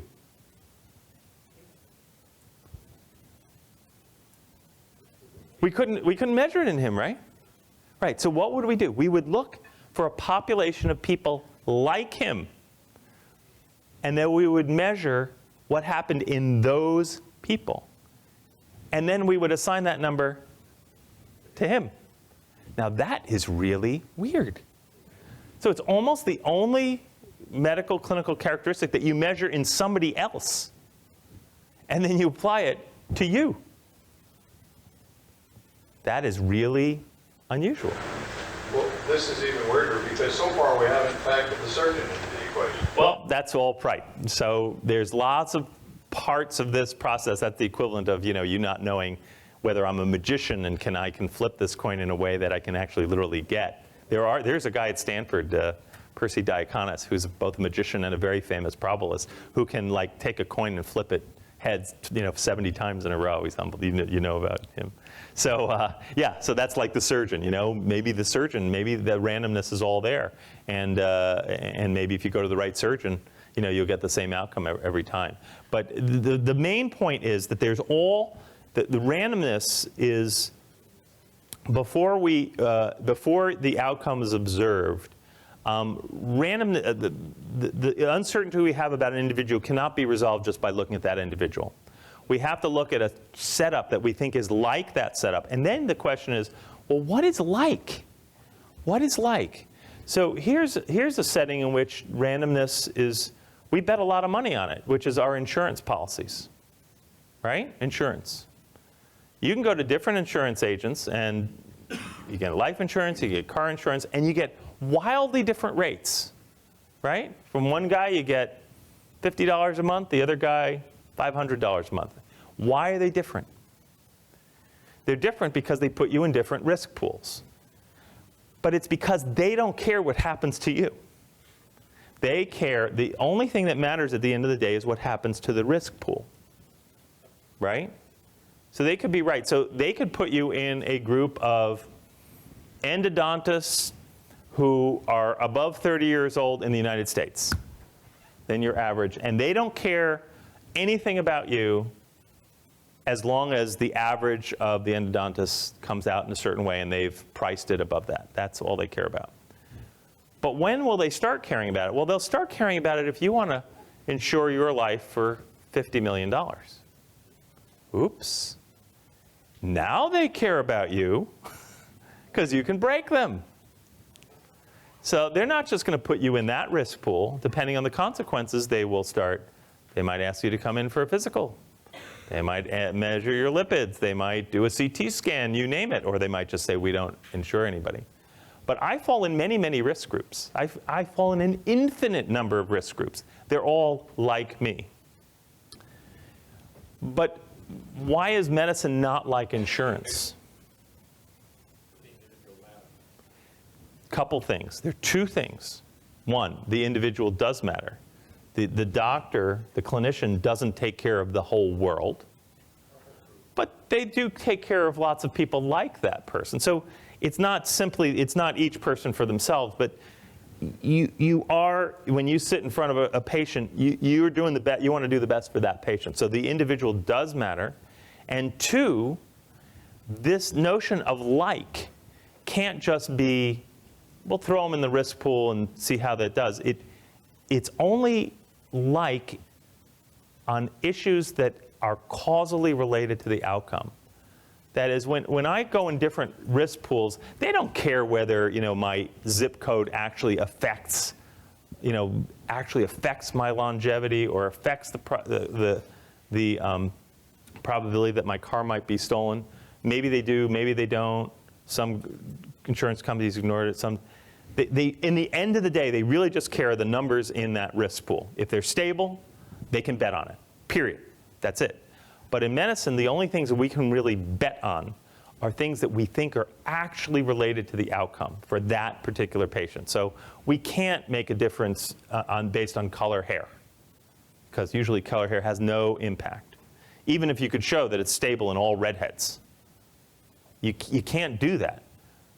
So we have to be responsible for picking relevant groups that are like you.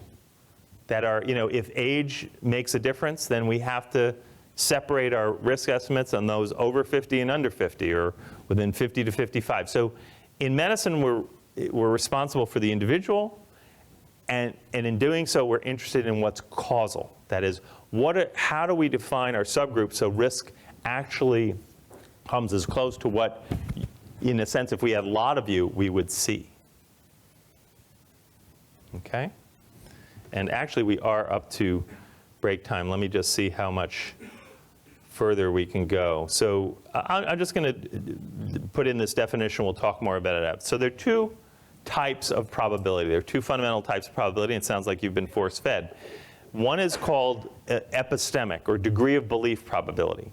That is, what probability is, it's not about some randomness of the individual.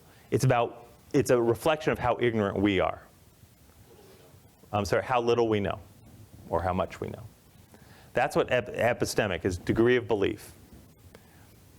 And you might say that, well, that's not really very scientific, because how do you measure that?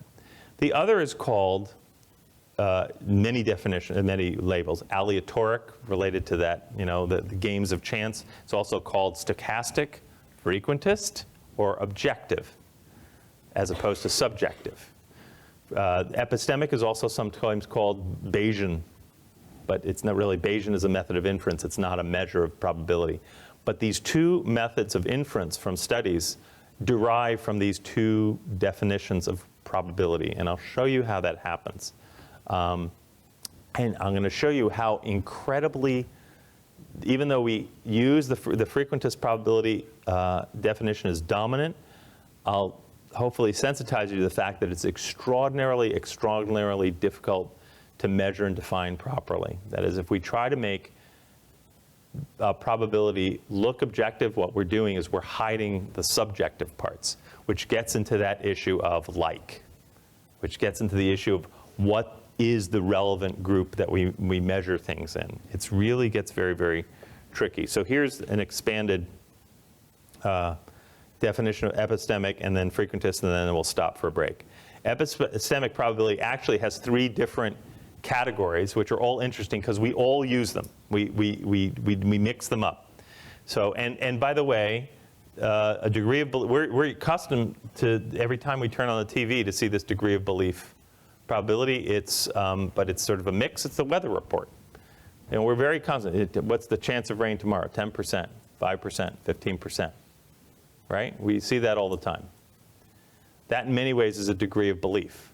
It's based on a lot of evidence from the past of quote unquote like similar conditions. And it's getting pretty good. Anyway, so there's logical degree of belief, that is that the probability of an event or hypothesis. So we're gonna move this over to the probability of truth. That it's based on observable evidence and that everybody looking at the evidence should come up with the same rational degree of belief. And that's why we have consensus panels and expert panels and guideline committees. It's the idea that if everybody looks, we can come up with, what's a reasonable, what's the right answer. Then there's a degree of, but this says that there's only one right answer, the logical. The rational degree of belief says that probabilities are consistent with the evidence, but different people might have different estimates. Then there's the personal one, which is that it's your degree of actual belief, that it's a purely personal measure. But here's the rub, and here's the important caveat there, is that you have your own beliefs, but we collectively agree to modify our beliefs in the face of evidence in a scientifically defensible way. So that's what, with this purely subjective definition of probability, it isn't that we just think, creationism is fine, this is fine, every single cockamamie belief is fine. We say, and I hope I didn't offend anybody, we say they are all fine. You can start wherever you want, but if I show you evidence, you must change your belief if the evidence is counter to what you believed. So what epistemic probability says is that science is all about agreeing to respond to evidence in a rational way. And you can show within a certain degree of scientific rigor that the Bayesian reasoning is in fact the only quote unquote scientific way to respond to evidence. That if you do it any other way, you come up with inconsistent and irrational beliefs. So that's where the connection is. So subjective probability, that is, everybody sort of brings their own experience to the table, is fine. But there does have to be a common ground, and that common ground is saying, if you see evidence, strong evidence, one direction or the other, that you'll move in the direction of that evidence. And eventually, that's what drives consensus in the scientific community. That's what should drive consensus. If you don't respond to the evidence, then you're no longer in the realm of science. I'm sorry? That would be Panko. Panko? What? Oh, okay. Oh, okay. So here's the second definition, then we'll break. The frequency definition, which is really interesting. Why the frequency? So which definition is older? What's interesting is that this frequency definition, which we think of as the definition of probability, and I'll read it, it's the probability of, it's the ratio of the number of ways that something can happen to the total number of events. It's the proportion of, if I want the probability of somebody being male in a group, I would simply take the large relevant group and I'd count up the number of men, and that would be the probability of being male. If I wanted the probability of survival, I would take a large group of people, I'd see how many survive, and I'd count them up. So it's simply the proportion of a defined group. That's probability. That's frequentist probability. But what it is actually just not the proportion. It's the limit of the ratio as n approaches infinity. It is sort of this gets to this objective truth. Now, what is the possible problem with that? Why was it created? Well, it's really interesting why this was created. It was created really by von Mies and a guy Venn, as in Venn diagrams, in the 1800s and early in the 1900s.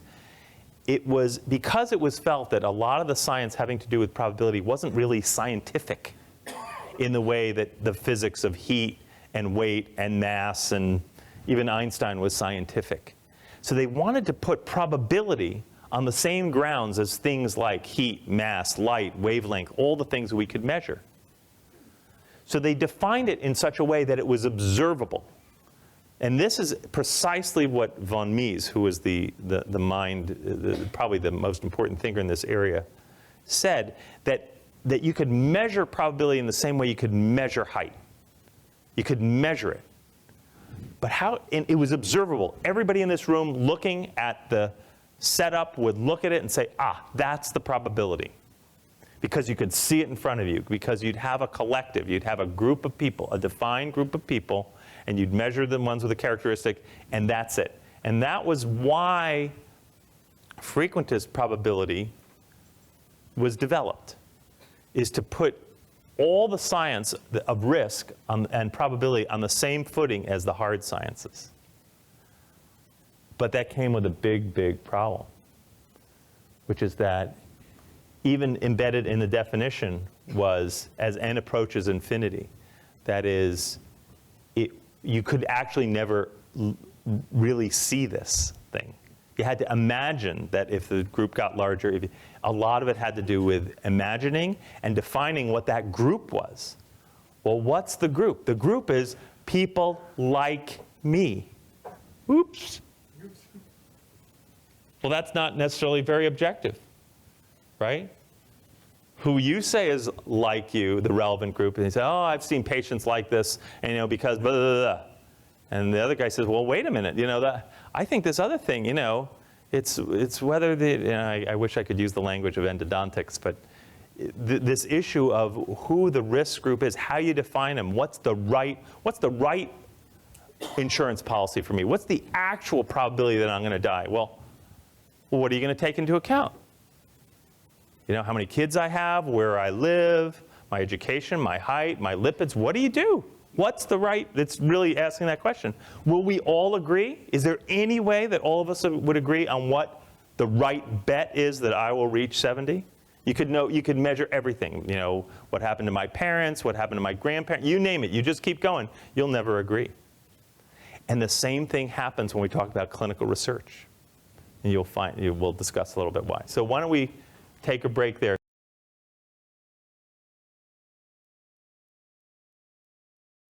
Okay. Well, I hope everybody's recharged. So now we're going to get talking. Somebody made the analogy was we're out in the middle of the ocean now. It's time to come back. So I'll bring you halfway back, start to talk about how the somewhat abstract stuff relates to the language you see in medical research. So where in this mix of things, how do we get back to p-values and chi-square tests and relative risks and what works and what doesn't? So I'll get you halfway back, and then I'm going to count on Roger in the afternoon to bring you all the way home. So we talked a little bit about probability, what they were. So the subjective probability is some degree of uncertainty that you assign to an event, but it's really a reflection of your own knowledge.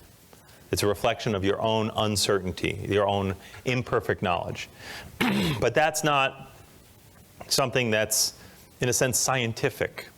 So to put it on scientific terms, this other probability was developed called frequentist probability, which was a probability that we could all see.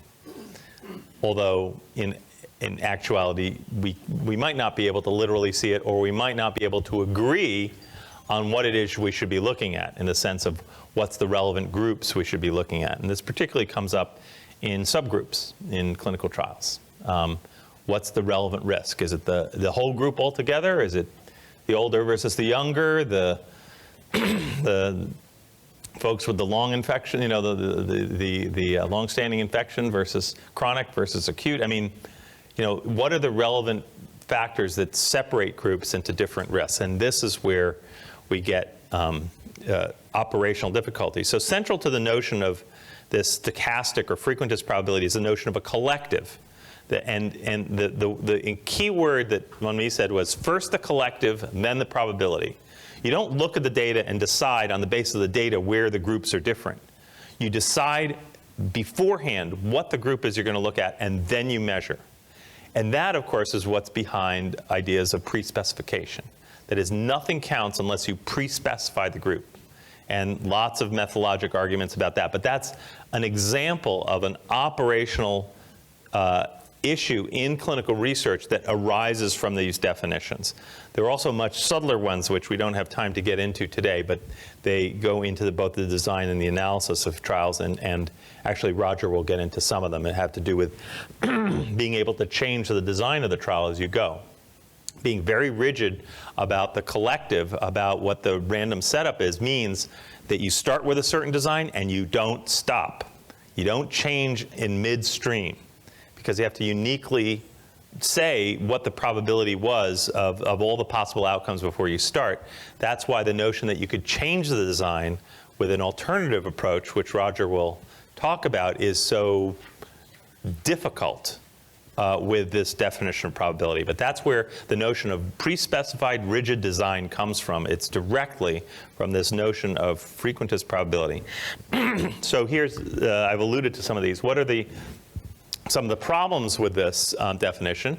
Well, first, how do you define the collective? How do you define, if it's, in a sense, what my proper insurance rate should be? How do you define the event? What is a relevant event? That is, if you're talking about me living or dying, that's one thing.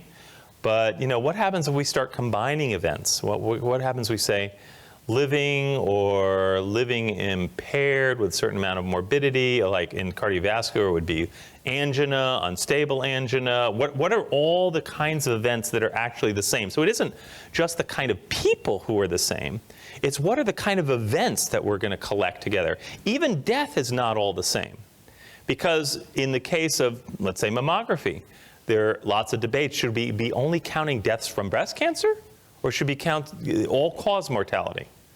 And as soon as you get into differentiating different causes of death with respect to a certain treatment, because they might say, oh, we're not going to count the people who were hit by a bus, because that's clearly irrelevant to the treatment. So if somebody died because they got hit by a bus, we're going to take them out. But very, very quickly, when you start taking people out, you start getting, some disagreement. Well, what happens if the drug made them woozy and they fell in the bathroom and they hit their head?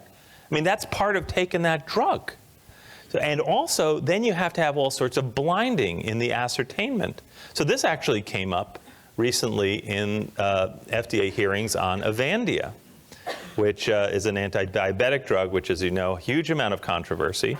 And there was a clinical trial where there were a certain number of cardiovascular deaths. But the question of, and Avandia, as some of you may know, was alleged to increase the death from cardiovascular events, which actually Avandia, which is an anti-diabetic drug, is ultimately supposed to prevent.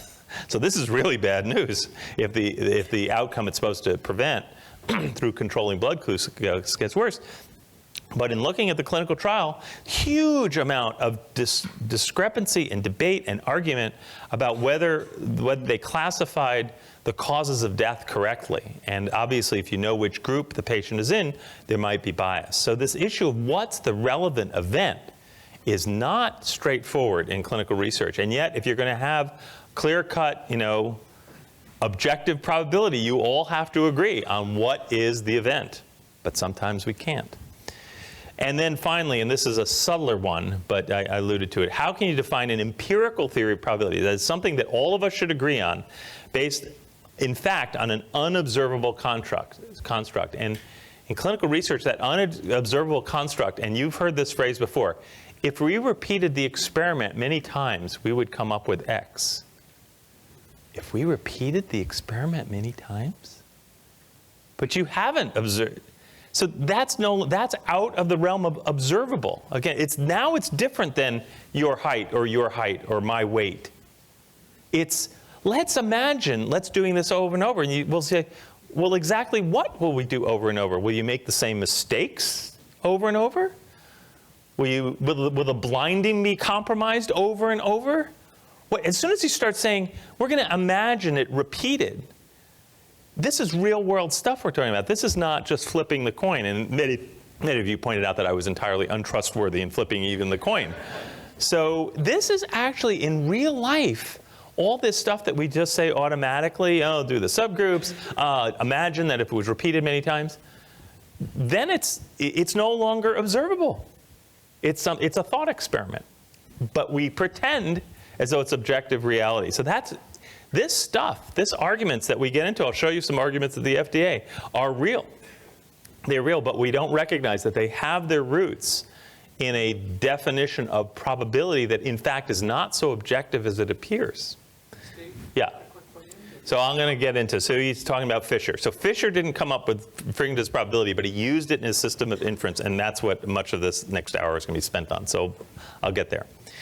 So so typically we want to use the concept of probability. This is one of the problems for the use of this probability in clinical research, which of course all the statistics we use are based on this, pretty much all, is that we want to use the concept of probability in situations where there can be no where there can be no repetition. That is one experiment. And by definition, frequency probability does not apply to individual events. So this is in the book.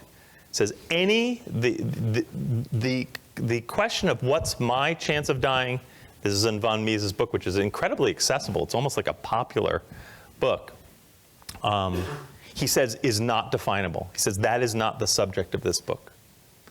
I'm only talking about groups of things. But as I said, groups in the real world of medical experimentation are almost all figments of imagination. The group he's talking about is if we repeated this experiment many times.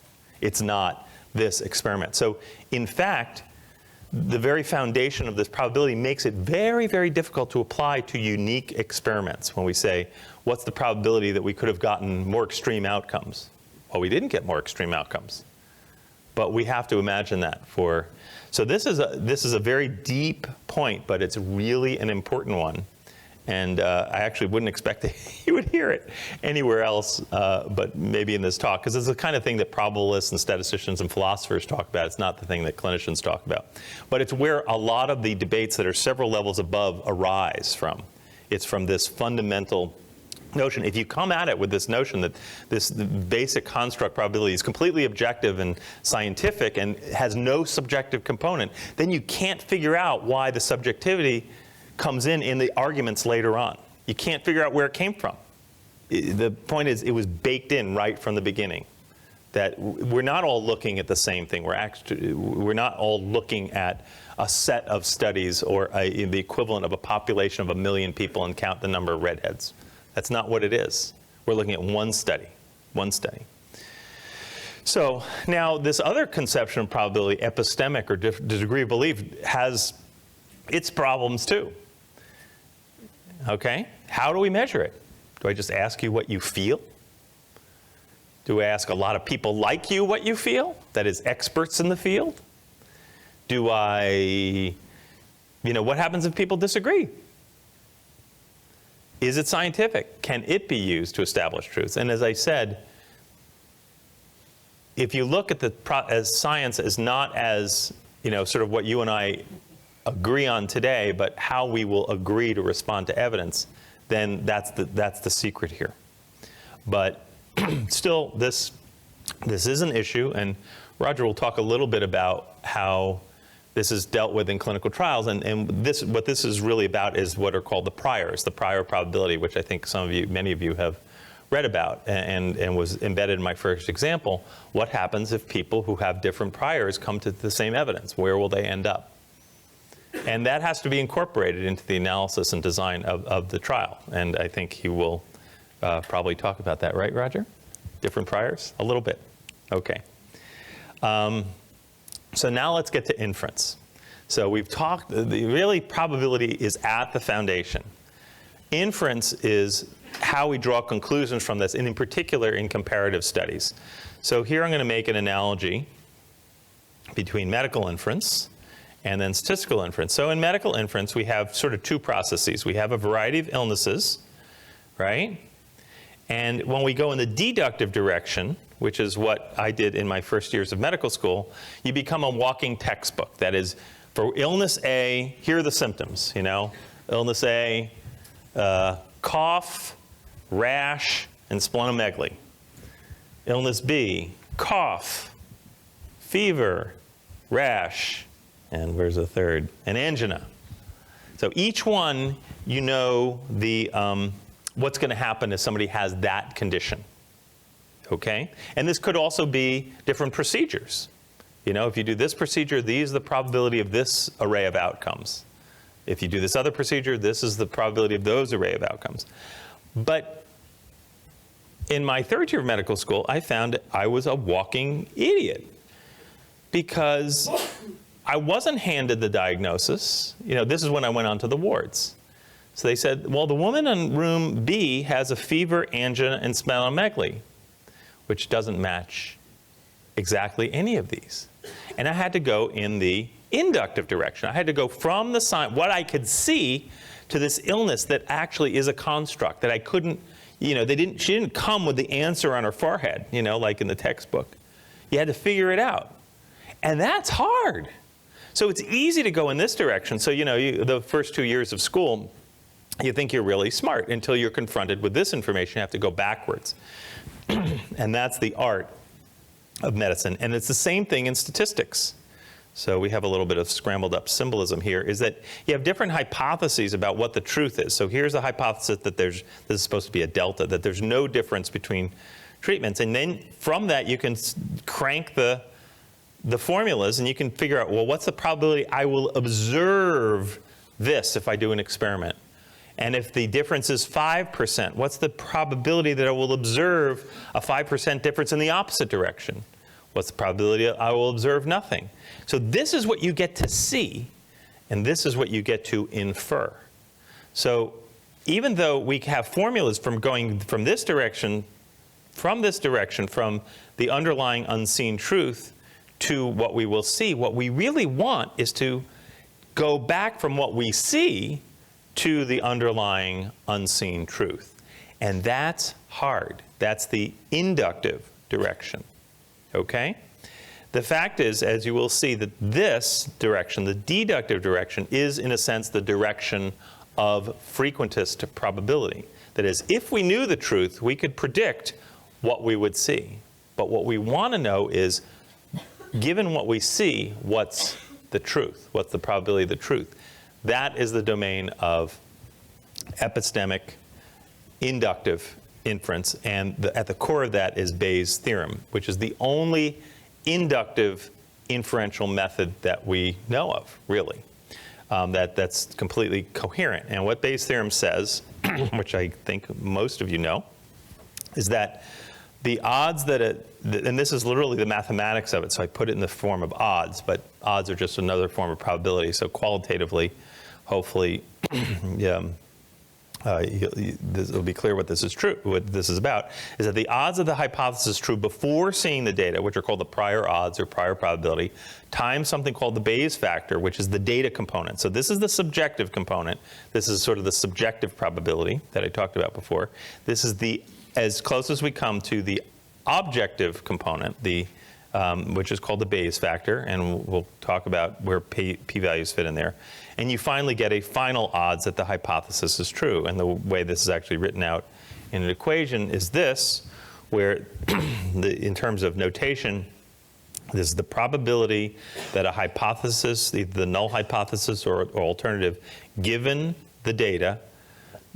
So this is the posterior post-test odds or post-study odds, equals the odds of those hypotheses being true before you got the data, okay? So there's no data there, times this thing that depends, this mathematical construct, which is the probability of the data under one hypothesis times over the probability of the data under another hypothesis. This is actually, in some sense, deductive. That is, you're given the hypothesis to say how probable is the data, but it allows you, it's in a formula that allows you to go in the inductive direction that goes from a starting probability for the two hypotheses to a final probability. This is a formula for how you respond to evidence. So in a sense, this is a formula for science. This is saying you can start wherever you want. You know, start wherever you want. You can say this is a cockamamie theory, this is a probable theory, but you gotta respond to data in a coherent way. And you can show theoretically, formulaically, and that if you don't obey this rule, that you will always end up being caught in incoherent beliefs. That you will say things like, this treatment is better than that treatment, A is better than B, and B is better than C, and C is better than A. Or you could simultaneously come to the conclusion that C is better than A and A is better than C. That is, the probabilities of being one better than the other adds up to more than one. I mean, all sorts of crazy stuff. So if you don't, you can show that if you don't modify your beliefs in this way, any other way of modifying your beliefs ends up with crazy beliefs. So this is a sort of paradigm. If you believe it literally or figuratively, this is, in a sense, a model for inferential science. But it requires you to put in this. And this is a problem, and this is the problem that early statisticians faced and they didn't like. So this is a picture, we'll get to that in a second, but for me this is the most important message of this way of formulating inference, which is that you have, you separate the process of medical evidence acquisition, belief, and action to three pieces. That we can talk about evidence, what the data say. Then you talk about what you believe, which is the evidence plus the prior or external evidence. So this is the evidence from the study in hand. This is the evidence from everything else. And that can include mechanistic evidence, whatever. It's hard to quantify. And finally, you decide what to do, which is your belief plus the consequences of actions. So each one, it's important to separate these because a lot of what medical research, a lot of the problems of medical research, they jump from the evidence as embodied by a p-value to what you should do. Basically, do this if the p-value is less than 0.05. That's a huge, I mean, to say that jumps over, that jumps over so many hurdles that need to be very carefully considered. It inevitably leads to crazy stuff, and some of the slides I showed you at the beginning are examples of that crazy stuff. So it's very, very important to take each of these steps separately and do it right. So we have a starting knowledge, we have data, and we have a strength of evidence, and that leads us to a final conclusion. But we have to have a mathematical framework to do that. We can't just say, sort of, sort of like do this. Well, so let's see what happened and why we are where we are today. So this is, you know who this is? This is Fisher in his later years. Doesn't look like a guy, actually it's hard to tell if he's just a genial grandfather there or a sort of viper. He was a pretty tough character. He was a pretty tough character, and he kept grudges for a very, very, very long time. One example was in his early days, he had an argument with Pearson, you know, the Pearson correlation coefficient. So it was Carl Pearson. So this is important because his argument with the Pearsons went on for his entire life. He went on with his son later. We'll talk about that. Anyway, so he had this huge argument with it. One of his very first papers. He had Carl Pearson was the world dean of statisticians. He edited the journal, I think it was Biometrica, in any case. One of the premier journals, he came up with the correlation coefficient, many important discoveries. And Fisher had proved him wrong on an important point on how to analyze a 2-by-2 table, really the basis of the chi-square statistic today. And he said, you know, that Pearson had been wrong. And Fisher was maybe, I don't know, 25 at the time. It's one of his first big papers, incredibly important. Pearson didn't accept it in his journal. After a very, very vigorous back and forth, and Fisher said, on the basis of that, he ultimately did get the paper published somewhere else and was proven completely right. He said that he would never submit to that journal again, and he didn't for the next 40 years, he never submitted another paper to the premier journal in the field because of that. So this is a guy who did not forget, had a long memory. But he invented, as I said, many, many important things, among them this concept of the p-value. So what's the p-value? So here is the probability of all possible outcomes under what we'll call a null hypothesis. It's almost not important what the hypothesis is. We say we're going to imagine we know the truth. And here's a probability of all the possible outcomes under the truth. So if the true probability, the true risk of something happening is 40%, obviously what we can observe could be, we could observe 60%. We could observe 70% by chance. It's not as likely as observing just exactly 40%, and this is the probability that we'll observe all these possible outcomes, and the null hypothesis is usually the hypothesis that when we're comparing two groups, that there's no difference between the groups. So this is where we anchor the p-value, and the p-value is we observe some outcome, and then we take the probability of that outcome plus all more extreme outcomes. So that's the mathematical definition. Now the question is, what do we do with that? What is it? So if you remember back, there was nothing like this in Bayes' theorem. So he proposed this as an index to figure out how rare the observation is under the null hypothesis. And that doesn't, make some sense. That is, if something is really unusual under the null hypothesis, maybe the null hypothesis isn't a good explanation for it. Okay? We're going to come back to that. So the meaning of the p-value. So by the way, do you know what it stands for?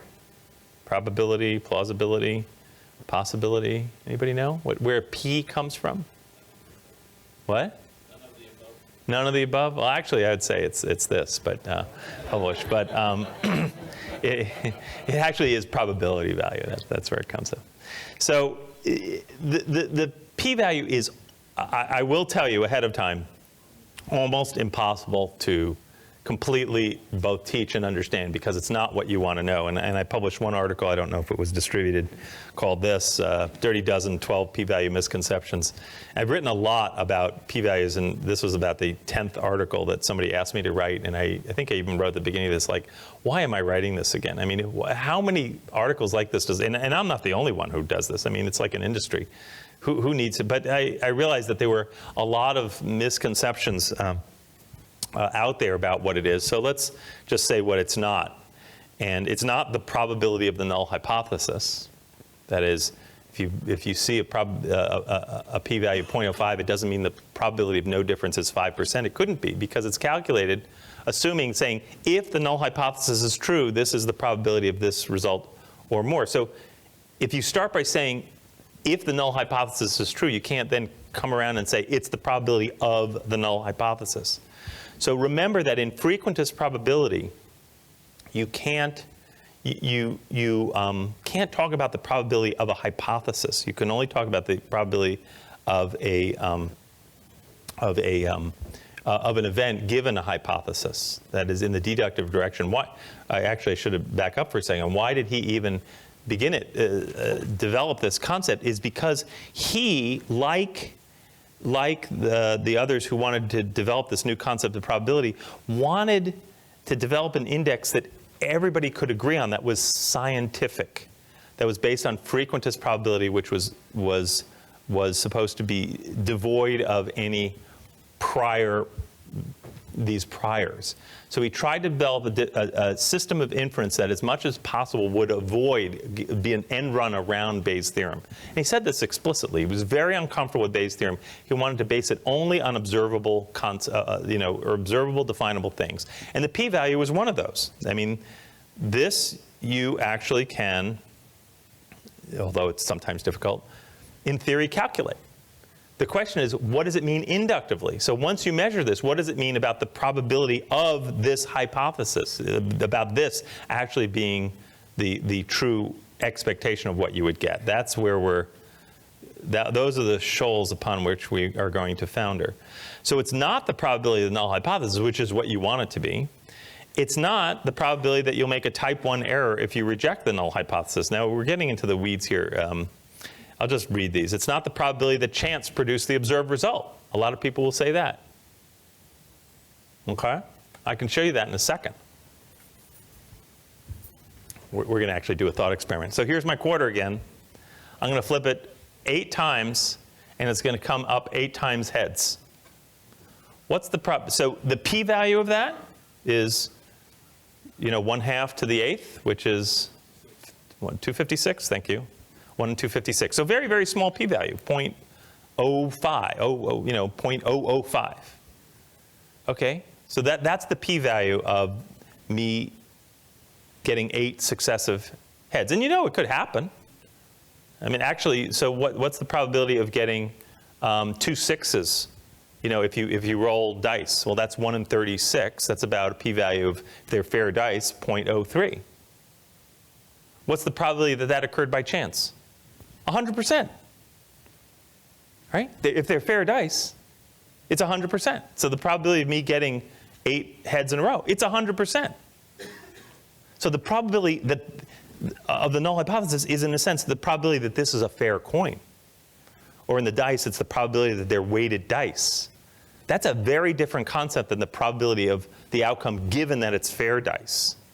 So I can flip this as many times as I want. No matter what the outcome is, assuming I'm not a magician, it's a fair coin, the probability that is due to chance is 100%. So the p-value is not the probability it's due to chance. Okay, because that, in a sense, the probability it's due to chance is the hypothesis you're considering.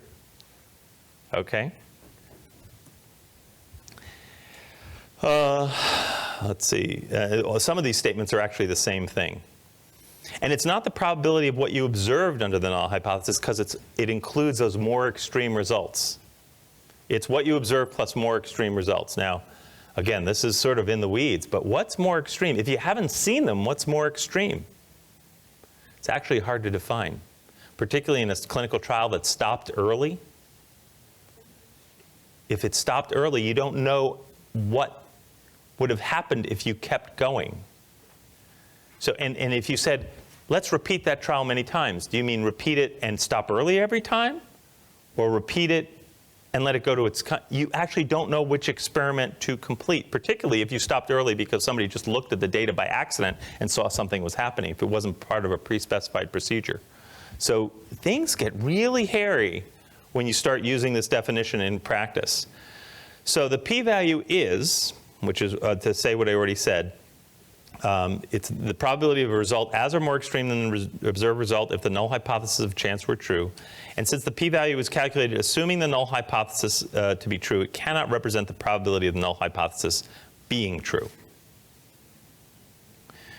So what were the features of his methodology? The p-value was calculated deductively, but it was intended as an inductive measure of evidence in a single experiment. It involved only the null hypothesis. You will see how critical this is. It was meant to be informally combined with other sources of information. And you will note here that I haven't mentioned anything about rejection or acceptance or anything like that. It was a guideline for inference, not behavior. That is, it was part of a tool in the scientist's toolbox. And this is what he said about the 0.05 level. If 1 in 20 does not seem high enough odds, that is to, decide that a phenomenon might be real, we may, if we prefer it, draw the line at 1 in 50, the 2% point, or 1 in 100. Personally, this writer prefers to set a low standard of significance at the 5% point and ignore entirely all results which fail to reach this level. He says, a scientific fact should be regarded as experimentally established only if a properly designed experiment rarely fails to give this level of significance. Now, do you understand what the implications of that statement is? So this is what's significant. This is where the word significance came from. So he developed that. Significance is simply that if you do an experiment and it doesn't rise, it doesn't even cross this low bar. That's what he set the bar low, so he could safely disregard everything that was non-significant. Initially he didn't design clinical trials. He designed agricultural trials. That's what he did, which could be repeated over and over. So he set the bar of evidence very low for significance, so he could, quote, safely ignore everything that didn't reach that point. And then he said, if you do the experiment over and over and over again, and every time it's significant, then maybe it's true. In no way did he ever think that this would be used to establish truth in one experiment. This was not the way he was thinking. And what did significance mean? Where did that word come from? It's just that it's literally significant. You should take note of it. Like, oh, if you do a look on a single plot in an agricultural thing and you cross two, strains of corn and it grew bigger than any other, well, you should notice that one and maybe try it again and do it again. And let's see, maybe the next time it's, has that degree of significance. Maybe you do it 3 times and then, okay, now we're talking. And what is he describing here? He's describing meta-analysis, actually. That's what he's, and he was the first one who proposed the method for meta-analysis. Like I said, he's the source for many, many ideas. He really was a genius. But his notions for how this should be used, it was very flexible to be combined with prior knowledge, but he didn't say how. That's the thing. He wanted to avoid, he was trying desperately to avoid Bayes. This was everything to avoid Bayes. And this was how he justified it. He said the force with such a conclusion, that is rejecting the null hypothesis, is logically that of a simple disjunction. Either an exceptionally rare chance has occurred, or the theory of random distribution is not true. So he said, either the null hypothesis, if you see a big difference in treatment, you see a big treatment effect. So only one of 2 things can be true, he's saying. Either you've seen it by chance, that is the null hypothesis is true, or the treatments really work, right? Either it's not true or you've seen it by chance. That's it. And that has a very superficial, compelling logic. So what's wrong with it? And I don't expect you to see right away, but I'm going to show you. It turns out all outcomes are rare. Everything is rare. I'll give you a little example, and I've already given a hint to you. Somebody wins the Pick 5 lottery. Pick 5 is, 5 numbers, 1 to 10, or 0 to 9. So is that an evidence against randomness? No, it happens every day. Somebody always wins. The arrangement of you guys in the room just the way you are right at this second, it's like 1 in 10 billion. Is that evidence? No, it's nothing. It's an incredibly rare occurrence. Could I have predicted exactly who, what, None of you could. Where you'd sit, who you are. Everything we see in the world is a unique, rare occurrence. Just like every patient we see is unique and rare. Every experiment. But now let's think of something else. What happens if we find out that the person who won is the son of the person who picked the balls? I don't know if you do it here in Maryland where I lived. It was like ping pong balls that were generated by a machine. And whatever you were watching on TV at like 6:05 at night, a little window would come up in the corner and you'd see the guy, the balls would come up and there's 5 numbers, and you'd win or lose, usually lose, obviously. So what happens if you find out that the person who reached in and picked the balls, it was their son who won it? Huh. So now all of a sudden that same event somehow looms large. It's evidence against randomness. Why is it evidence now against randomness? It's the same data. It's because you have another hypothesis that explains the data better. It makes you think, maybe he wanted his son to win. Maybe he sort of could pick. Maybe his son knew. Maybe, maybe something's going on there. That's why it's evidence that there's another viable explanation. This will turn out to be key. So here's another example. A roulette wheel comes up. I could have listed any 4 numbers here. The p-value for that is 6 times 10 to the minus 7th. Very rare. Very rare. Does it mean anything? No, because you have to get 4 numbers. However, now it's evidence if you notice that the numbers are adjacent. Maybe there's a dead part of the wheel. Maybe it's weighted. Maybe it's tilted. What makes it evidence is that there's another explanation that predicts what you saw better than chance. That's what creates evidence. We can't talk about evidence unless you're literally talking about 2 competing explanations. And this is where Fisher's method sort of fell down. It said the null hypothesis isn't true, but it didn't have an explicit measure of, well, if it's evidence against that, what is it evidence for? And if you remember, and I'll show you again, that's what the Bayes factor was. It was it was how probable is this observation under one explanation versus how probable under another. And we will see that that is in many ways at the heart, one of the things at the heart of the difference between, unbelievably, between Bayesian and standard frequentist. That is, you always consider what something is evidence only when you consider it in the context of two competing explanations.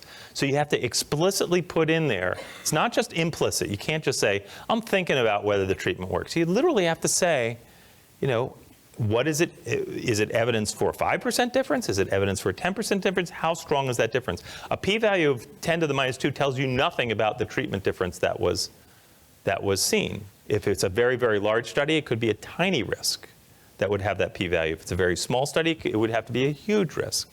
So there's no information, which is why the results of very small studies are often implausible, because they involve huge risks which we come to the table thinking are not really very likely.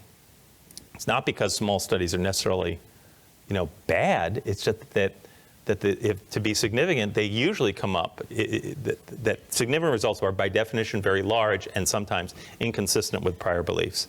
So here we go. A previously unsuspected and implausible association shows up in a study. P of 0.01.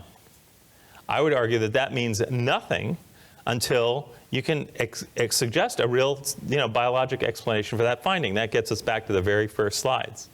So all those crazy things that we saw, associations with cancer, they're only evidence if you can actually say why, you know, if there's some remote possibility, plausible explanation that it could actually, you know, produce cancer. So this did not go unnoticed at the time. So these are quotes from the 30s, the 40s. So here's Gossett, or student t-test, okay? A significance test doesn't in itself prove that the sample is not drawn randomly from the population, even if the p-value is very small, say, the decimal point, you know, 1 in 10,000. What it does show is if there's another alternative hypothesis which explains the occurrence of the sample much more reasonable, probably, say 5%, so both are low, you'd be very much more inclined to consider the original hypothesis not true. My favorite is actually a guy named Joe Berkson from 1942. This is great. It says, the argument does not seem to accord with what would be the mode of reasoning. So, you know, you have to imagine this with some British indignation. Reasoning in ordinary rational discourse. Suppose I said that albinos are very rare in human populations. Therefore, if you've taken a random sample of 100 and found in it an albino, the population is not human. I believe the rational retort would be, if the population is not human, what is it? And with a corpus delicti in front of you, you do not say, here is evidence against the hypothesis that no one is dead. You see, evidently someone has been murdered. So the traditional way of doing the studies involves a negative view of evidence, which doesn't actually accord with how we reason and how we think. And it's not really how we think about science. We're always talking about positive evidence. So just to summarize some things I haven't gone through, with p-values, the same data can result in different p-values, and different data can result in the same p-values. So this is because they're unmoored from any sense of the size of the effect. They're not part of any coherent system of inference, and they're in fact incompatible with Bayes' theorem. For example, for exactly that same first reason, the same evidence should mean the same thing. It limits us to interpreting data in a negative sense only as refuting the null hypothesis, not supporting it. And that they overstate the conflict with the null hypothesis, and this is an issue I'll get into in a little while. So now we're going to talk about two other people who came onto the scene, which was a mathematician named Jerzy Neyman, who ended up at Berkeley many, many, many years later, and Egon Pearson, son of Carl. And Egon Pearson got the post at, I think it was Cambridge or Oxford, that Fisher wanted, and started teaching Fisher's methods incorrectly, but wouldn't let Fisher anywhere near his students, so they didn't get along very well. Egon actually was a very mild-mannered, sweet man, completely intimidated by his father, Carl, and caught in the pincers. But that's not why he's here because of the argument. It's because they developed another method of inference that was, in a sense, more complete than Fisher's. And this is this thing called the hypothesis test. And this came about in the early 30s. And what's really interesting about hypothesis testing, so, you know, you read papers now, they have p-values, they have hypothesis tests. This is based on theories from the 1930s.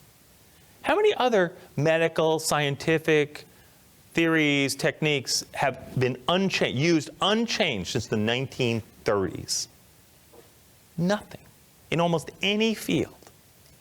1930s. Our inability to sort of re-look at this methodology and understand how it's gotten us into bollocks us up is really, really problematic, and it's a very interesting sociocultural problem.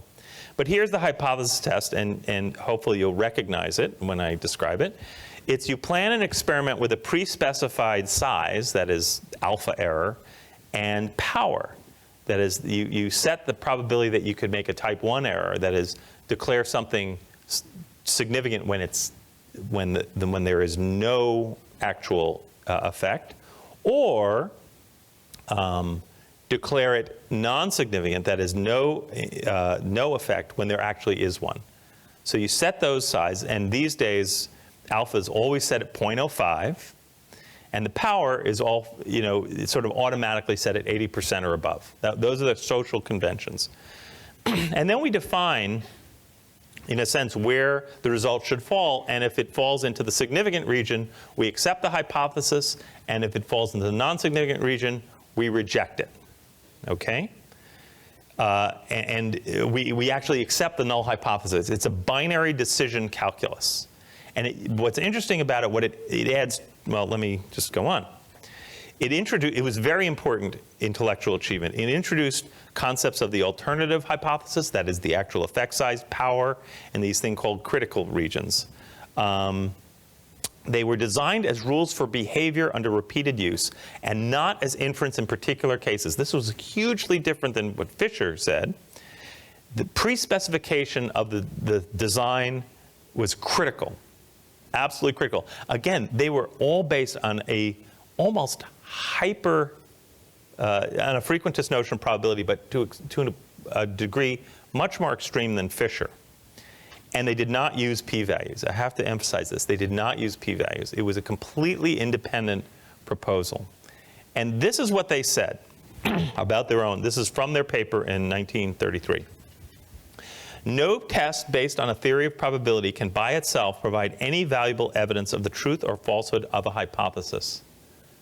Now, why did they say that? So they're basically saying nothing we do in statistics can tell you whether a hypothesis is true or false based on a theory of probability.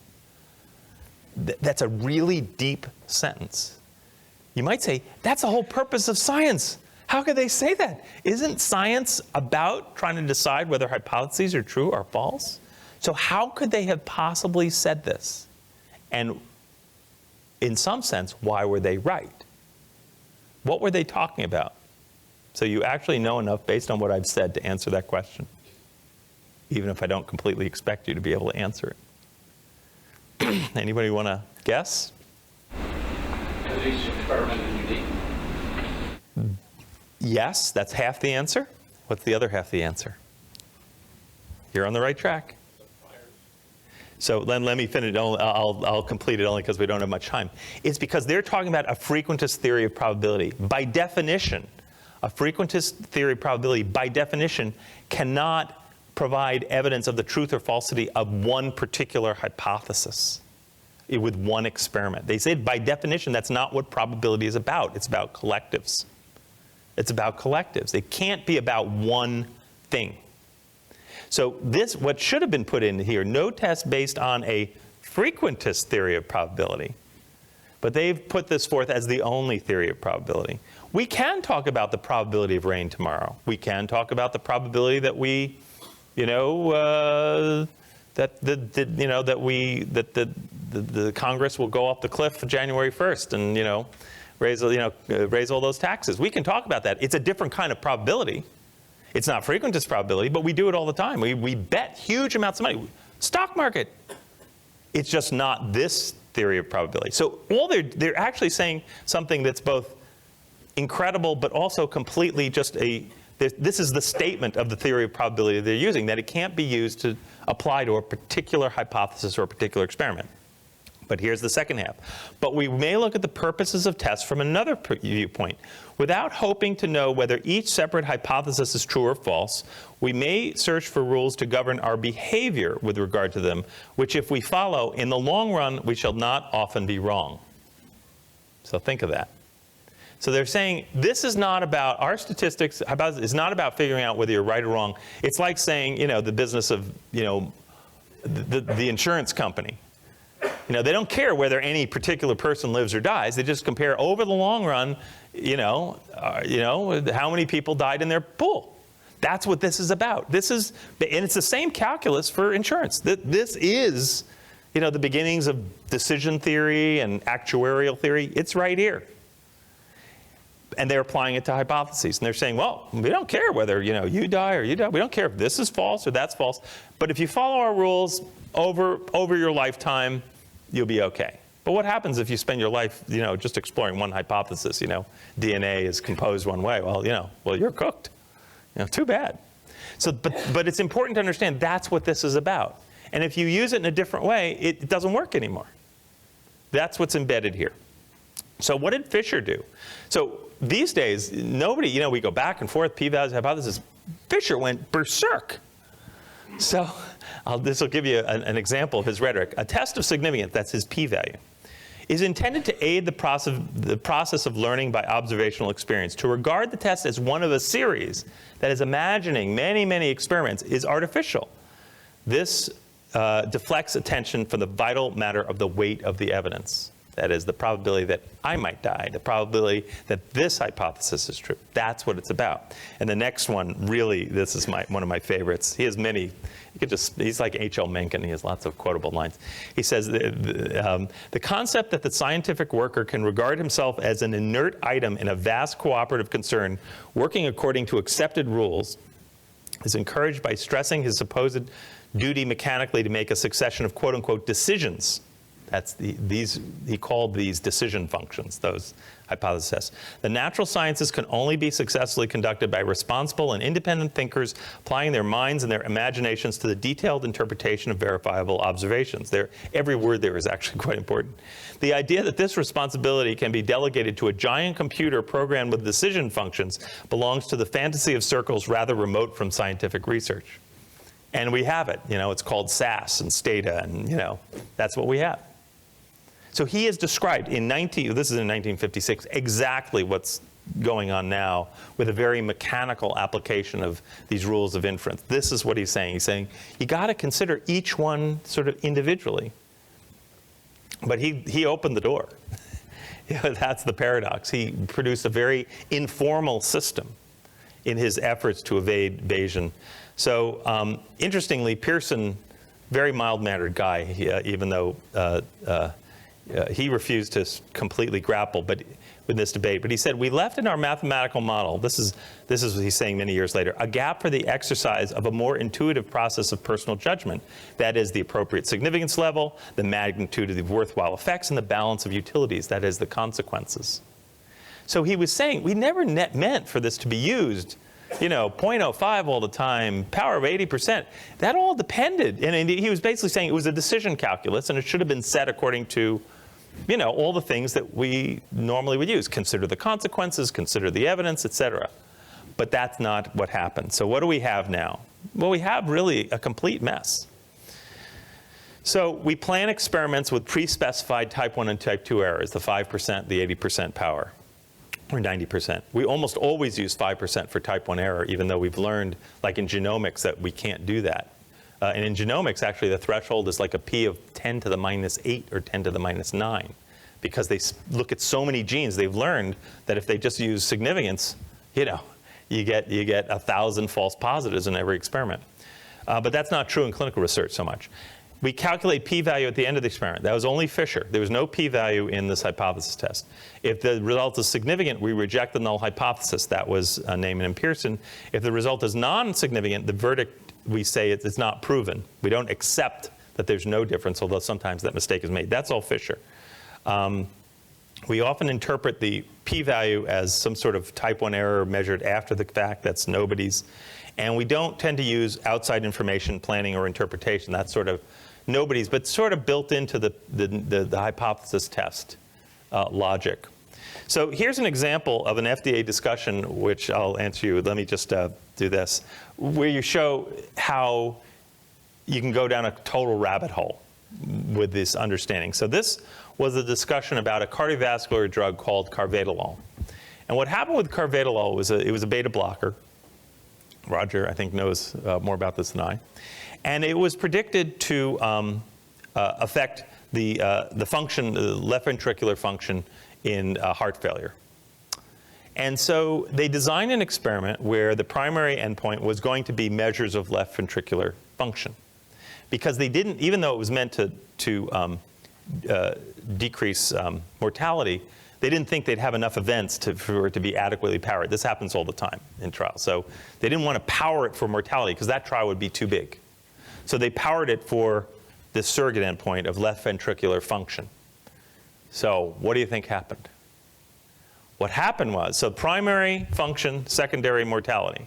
What happened was, and this is the data that went to the FDA, very little influence on measured cardiac function.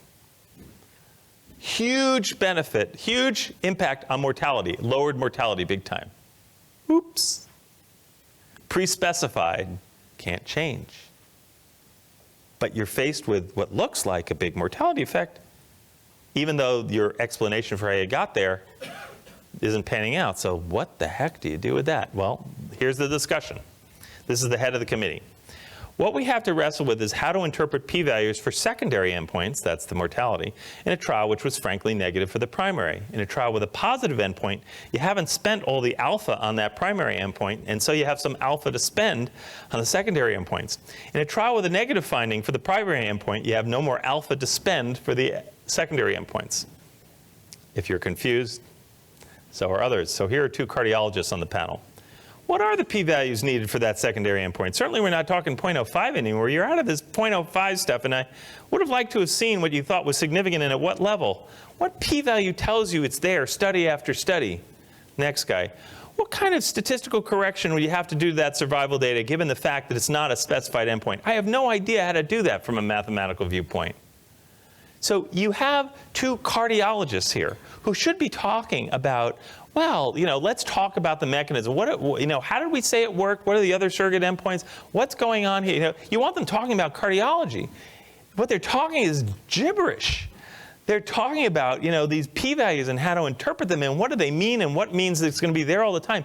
This is this is like Alice in Wonderland talk, and it's what this whole philosophy can lead to. They're talking about not sort of science and biology, they're talking about how to spend their alphas. I don't know that, I don't have that much alpha in my pocket, but I will tell you that spending alpha is not a valuable thing to be taught, for cardiologists to be talking about. The statisticians can translate that into something that's meaningful, and hopefully they could translate into something like, well, what's the real strength of evidence from this, and how does that come together with what we know about the biology here? And that's a rational conversation. This is not a conversation that gets you anywhere. And yet you see this sort of stuff goes on at the FDA and in data monitoring committees all the time when things turn out a little different than you pre-specified. And this is the trap you get in when you use a philosophy that doesn't allow for coherent ways to modify beliefs or modify design or analyze studies if things don't happen as you expected. So you had a question. Could you go back 2 slides? 2 slides. Is it to the pictures or? Yeah. So okay. The question is not so much as stated. So you're saying the current methods that we're doing studies are a hodgepodge of things pieced together from guys that hated each other's guts. It's sort of, yes. It's sort of incoherent. And what's interesting about this is it's because it's not part of a coherent system of inference, in every field of science, it's different. So we were saying this over breakfast.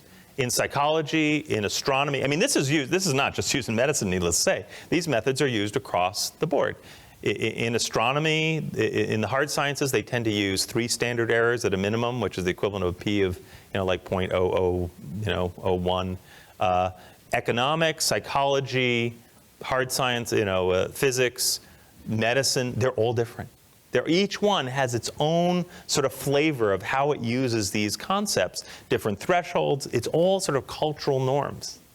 It's really, really interesting. And if you talk to how economists and psychologists do their work, sometimes they're shocked at the way clinical trialists and sort of mainstream medicine do their work, and it's completely separate from how the astronomers and the physics do their work. And genomics has put it in a completely different, stratosphere. So it's because we don't have a completely coherent system. It's a patchwork, and it doesn't appear in the textbooks as saying, like as I said before, the theory of relativity. They don't talk about the Pearsonian theory or the theory of hypothesis testing or the p-values. They talk about Bayesianism. That tends to have a word, and that's called controversial or problematic. But they don't talk about this other stuff as incoherent or at war with itself. And so what happens is we end up being at war with ourselves about all sorts of things that happen in real studies.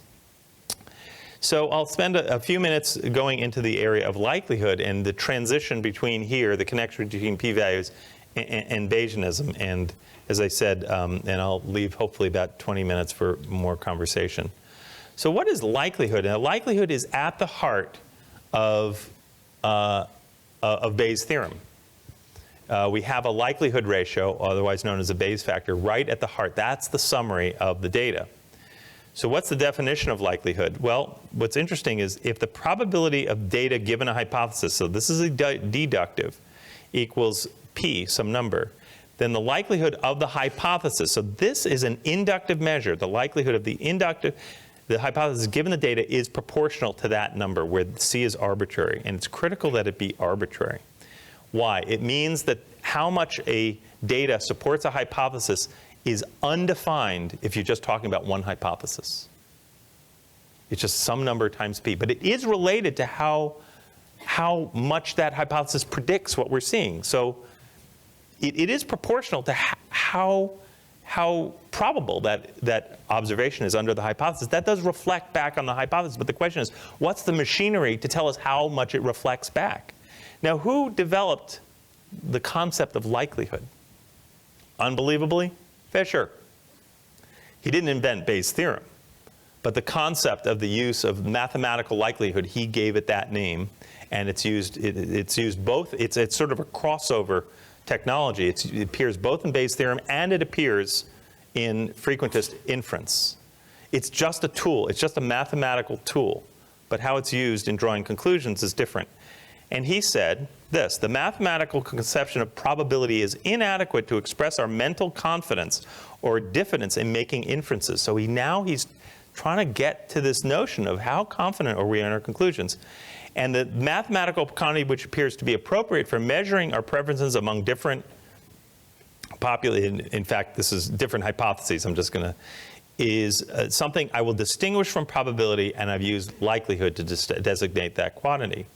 And this is what appears in Bayes' theorem. It's this: the probability of the data under one hypothesis, the probability of data under another. In other words, the measure of evidence in Bayes is how likely is what you saw with one explanation versus how likely is under another explanation. That's what evidence is in a Bayesian context. And in some ways, that's more important than this business of prior odds. Really, it's this piece that's really different. It's how we measure evidence.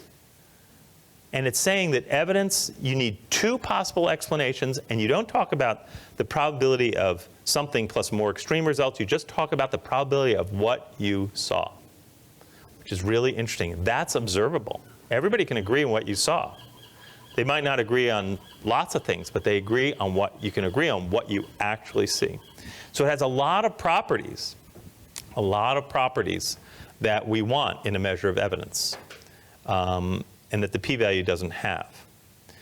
So, it's always used to compare hypotheses.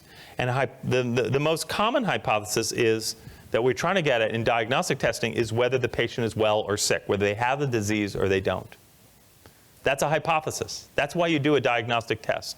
If you magically knew whether they were sick or well, you wouldn't need the diagnostic test. So you use the test to help you decide.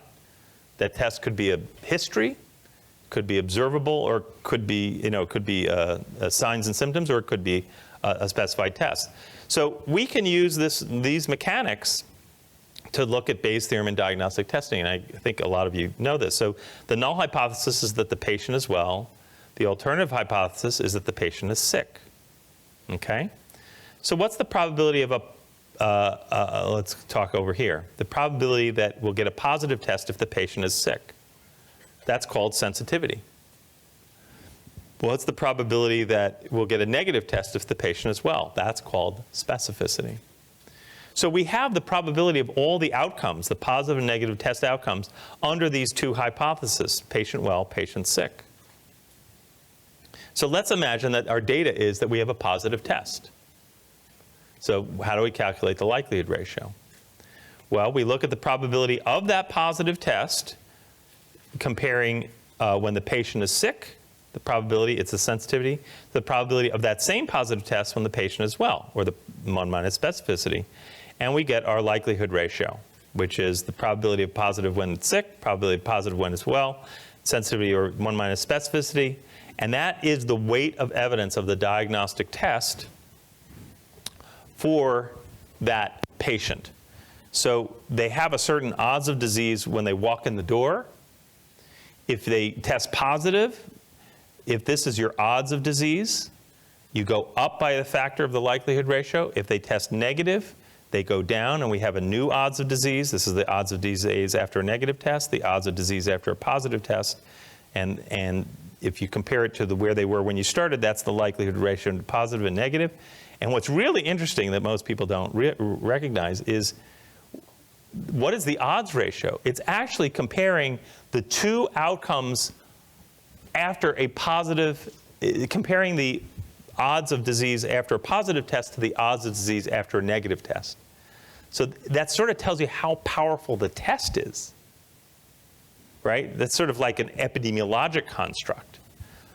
But what we really want to know is the distinction between before and after, not after and after, because a single person can't be both positive and negative.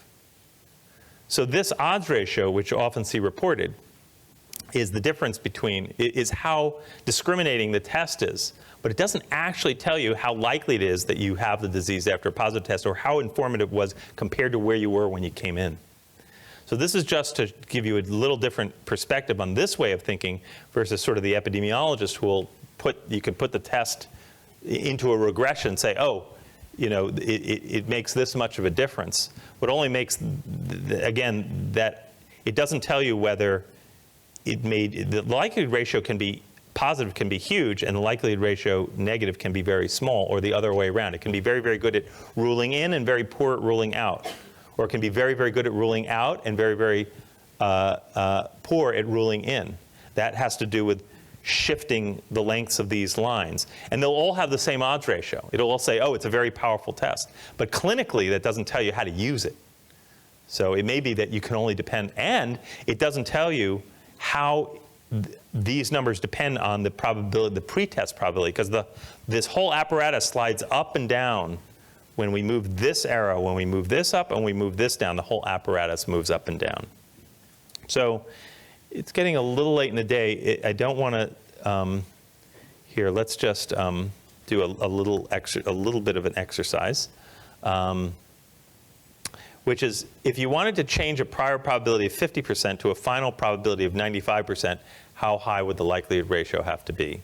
So actually, I teach a test on diagnostic testing. We spend hours on what we're doing here in just a few minutes, so I don't expect for those of you who haven't been exposed to us to get it instantly, but it's to sensitize you to the idea that, that the evidence, so I'm talking about a diagnostic test, but a study provides evidence too in the exact same way. So where we're modifying the hypothesis about a patient being sick or well, a study modifies the hypothesis of whether the treatment works or not. It's the same logic. So how much would you need to change a probability of 50% to a final probability of 95%? Well, we have to make it really simple, we have to convert everything into odds.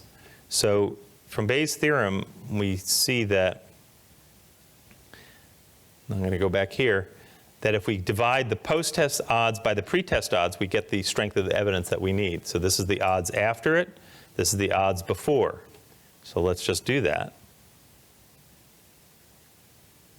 So there are two ways of calculating the likelihood ratio. We can use the properties of the test, this sensitivity of 1 minus specificity, or we can use the before and after. Either way will get us there. So if I want to get from 50% to 90%, that means I have to get from a prior odds, which is 50-50, oh, that's a prior odds of 1, to a posterior odds of 95 over 5. That's going from probability to odds. That's 19 to 1. So the likelihood ratio has to be at least 19 to get us from even odds when you walk in the door to being 95% sure. And I just want to, so here is a bunch of, here's a table that does a calibration. Here's a likelihood ratio of 5. It gets you from a prior probability of 25 to a posterior probability of 62%. If you have a likelihood ratio of 10, it gives you from a prior probability of 25% to a posterior probability of 77%. Even odds, likelihood ratio of 10 gets you from 50% to 91%. But what you might want to know, which I'm going to skip to, is how does this relate to p-values? These are, and again, if some of this is fuzzy to some of you, maybe you've already lost a few of you, forgive me, but I think some of you will find this to be very, very illuminating. So I'm showing you here the evidence from 2 studies that have the same p-value. Okay, let me just walk you through it. This is RCT1, and this is RCT2. Okay? RCT2 is the small study. It shows a risk difference of 20%. That's this one. So here, and these are what are called the likelihood curve. This is the degree of support or evidence it gives for every underlying hypothesis. So here we have a study that's a small study that shows a 20% difference. So we've observed a 20% difference. And this shows the strength of evidence that that study provides for every degree of underlying truth. Okay, so it shows the most evidence for what you actually saw, a 20% difference. That's down here, true difference. So here we have true difference in cure rates, and this is, in a sense, the strength of evidence for that difference. So a small study with a 20% observed effect and a p-value of 0.05 will show you the most evidence for a 20% difference, and it will show this degree of difference for a null effect, about 1/7 as much. So it supports the 20% hypothesis, that is that the treatments are different by 20% to the maximum, but it also supports the null hypothesis to an extent 1/7 as much. Here's a big study, okay, with the same p-value. It shows a 5% difference between the 2 treatments, okay? So it peaks at 5%. It provides the most evidence for a 5% difference, but it also has a p of 0.05, so the null hypothesis supported 1/7 as much. That's what the p-value is a surrogate for how much the null hypothesis is supported with respect to whatever effect, whatever the maximum support was. And I understand we've gotten a little farther than I've brought you, but hopefully you can appreciate. So this is the confidence interval is the width of these curves right down here. So this is a large study, 5% narrow confidence interval, 0 to 10%. See, 0 to 10%. That means it goes from 0 to there. The small study, 20% with a confidence interval of 0 to about 40%. So that's how you see likelihood curves in a paper. It's the width, it's how precise that guess is. But both of these have a p-value of 0.05. So do they provide the same evidence against the null hypothesis? The answer is no. They clearly don't. I mean, look at these curves. They're different. They're totally different, right? If a 20%, I mean, just think of it this way. If the treatment was so toxic that you had to have at least a 20% effect to use it, would you use it in this case?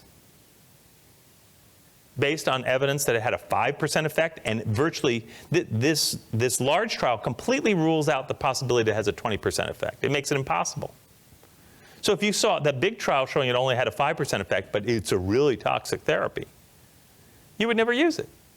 So clearly they don't provide the same evidence, but how do we articulate that? Is that they provide different evidence for different alternatives. What's different about these is not how much support they provide for the null hypothesis. It's how much they support other hypotheses. And remember, we said that evidence is always comparing one hypothesis to another. So we can't just compare the probability that it works to the probability it doesn't work. We have to be really specific about when we say it works, by how much, because that makes a difference. If it works a lot, then we're going to use it. If it works a little, we're not going to use it. Probably all treatments have some effect, right? So if we ask that question, we get completely different numbers. So let's just ask it visually. I'm not going to ask you to do it computationally. And it's simply the ratio of the various heights of the curve. That's all it is. So if we compare, let's see. I have to get, okay. If we compare, I'll have to spend a minute here. A difference of the null effect, the Bayes factor for a difference of 0 versus a difference of 5% with the first trial, we're going to get a Bayes factor of 0.14. That is, this height over this height is 0.14. If we're going to compare the null hypothesis in the small trial, same point, to the alternative of the 20% point, that point, in the second trial, we get a Bayes factor of 0.14. So we have the same Bayes factor, but what's important is we've asked two different questions of the data. This line is saying, what's the evidence for a null effect versus a 5% effect? That's 0.14. This one is asking, what's the evidence for a null effect versus a 20% difference? And that's 0.14. But these are two fundamentally different questions. What happens if we ask the same question of these two trials? That is, for example, what's the evidence for a 5% effect? And we ask that of both trials. So we already did that. So the evidence from the small trial of a null effect versus a 5% effect on this curve is this height over, this height over this height. There's 5%, and here's the null effect. And that is 0.4. If we ask the same question from if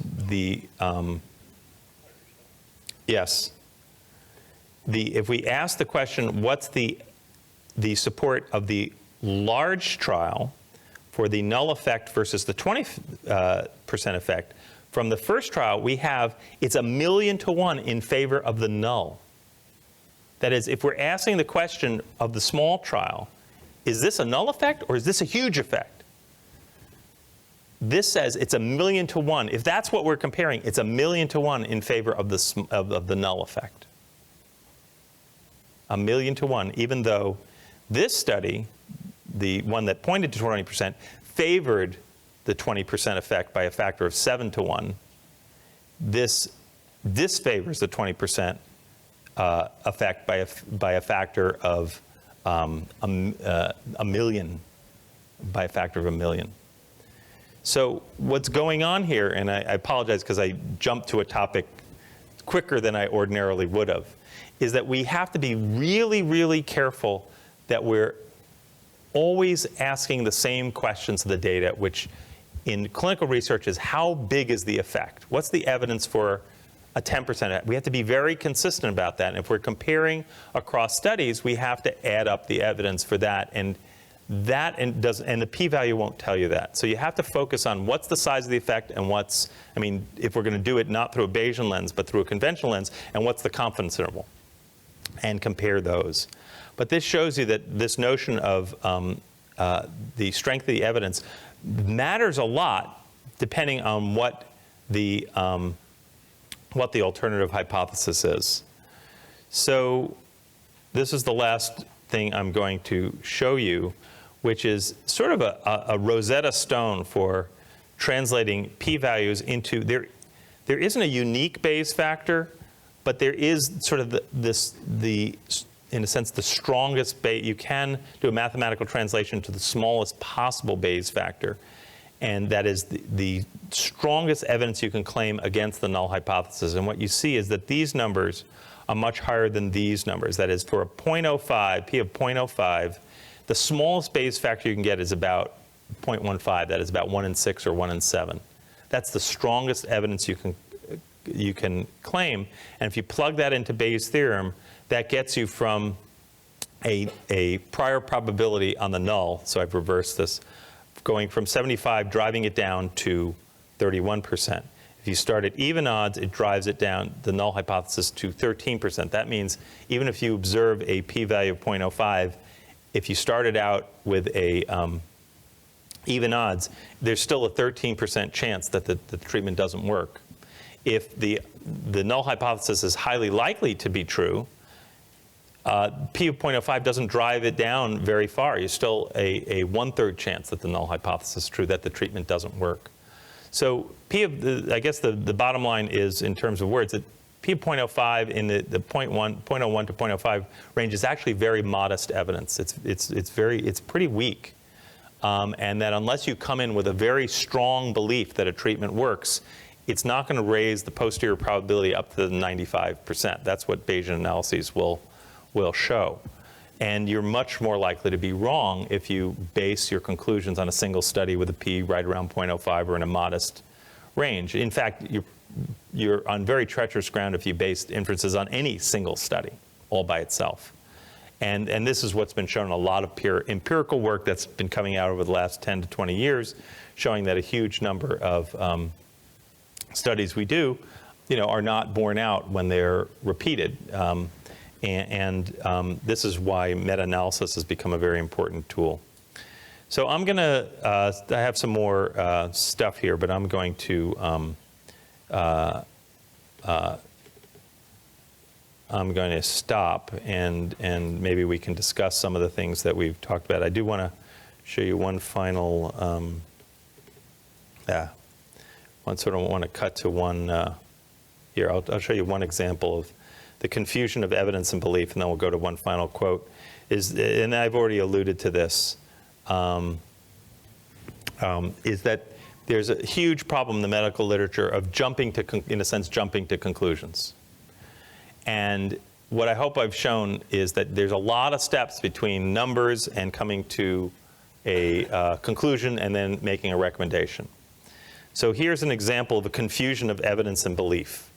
This is what you'll often see. The results were insignificant because of small sample size. Well, maybe they were insignificant because the treatment doesn't work. You don't know. That's the point. So this is a situation where it's really an inconclusive study. So you may still want to claim, which is what this is doing, that the treatment works even though it was not significant. So this is what you could say, right or wrong.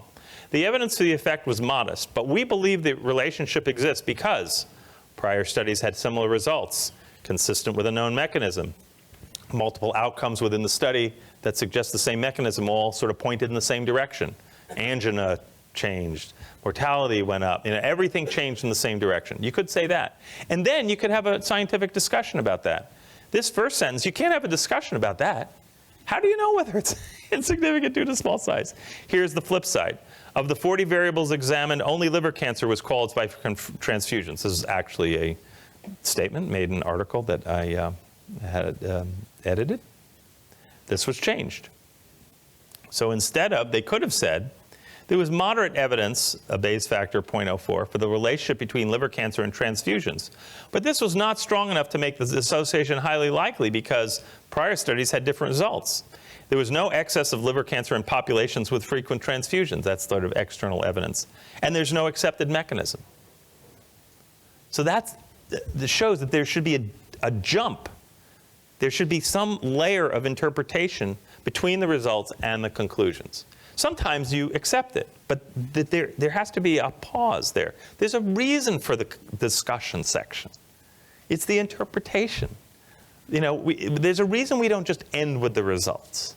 And this is why, but you don't see this enough. Here's one last example. This is a direct quote. This is the first study to demonstrate a therapeutic effect of corticosteroids in chronic fatigue syndrome. Actually, they don't work. P of 0.06. They just asserted it. And here's where we get this problem, this obsession with this 0.05 cutoff. It doesn't matter whether it was 0.06 or 0.07 or 0.05 or 0.04. It's all weak evidence. Doesn't matter. So they could have said this. They did actually go on. This was the first sentence of the result of the discussion. They went on to say the mechanism was not shown. It was inconsistent with prior studies, and the other endpoints were inconsistent. But that didn't affect it. That was their conclusion. So here's a final quote from actually a disciple of Fisher. And he said this in 1972. He said, "What used to be called judgment is now called prejudice. What used to be called prejudice is now called the null hypothesis. It's dangerous nonsense dressed up as the scientific method and will cause much trouble before it's appreciated as such." So I like that. He's a Brit. So I will stop talking there, and maybe we can have a short conversation on any thoughts you have about what I've talked about before lunch. And as I said, Roger will take you down the road of critical review and study design and some more on, how did that happen? That's Roger in the background there, in his salad days. And some on Bayesian adaptive design. But if there are any questions or comments, I'd be happy to hear them. Yeah. Is it fair to summarize that the problem, the reason that the p-values have caused so much problem is Fisher was really using that to toss out the 95% rather than to embrace the 5%? So that's a really interesting observation. So several answers. So that's one of it. He was really, yes, he was using it. That's right. That's junk. Let's just now focus our attentions on the 5% and see if it really is real. So it's sort of what pharma does, what everything, oh, there's something popping up here. Let's explore it more. So that's one. The second thing was he intended it to be used, and this was what I said, in a very flexible way. That is, he, in a sense, intended to be used like the Bayes factor, that is, combine it with other things. He constantly said this. The only problem is he didn't have any machinery to do that. If he was ever asked, well, why 0.05? How do you combine that with a... No answer to that.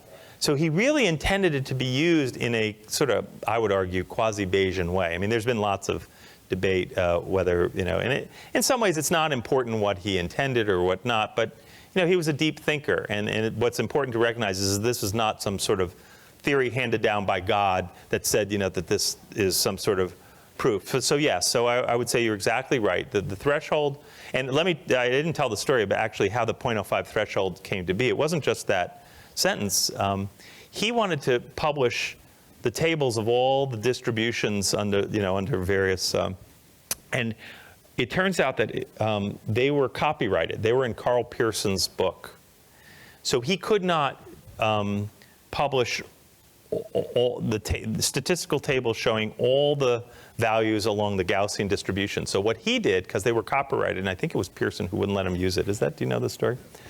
He put in his book, which was actually by far and away the most important best-selling scientific book of the generation, which was Statistical Methods for Scientific Workers. It was the Bible. It was really the first major statistical textbook. So he had to have a way to actually use his methods. So what he published in the back were not like the tail areas for a z-score of 1 standard error, 1.2 standard errors, 1.3 standard errors.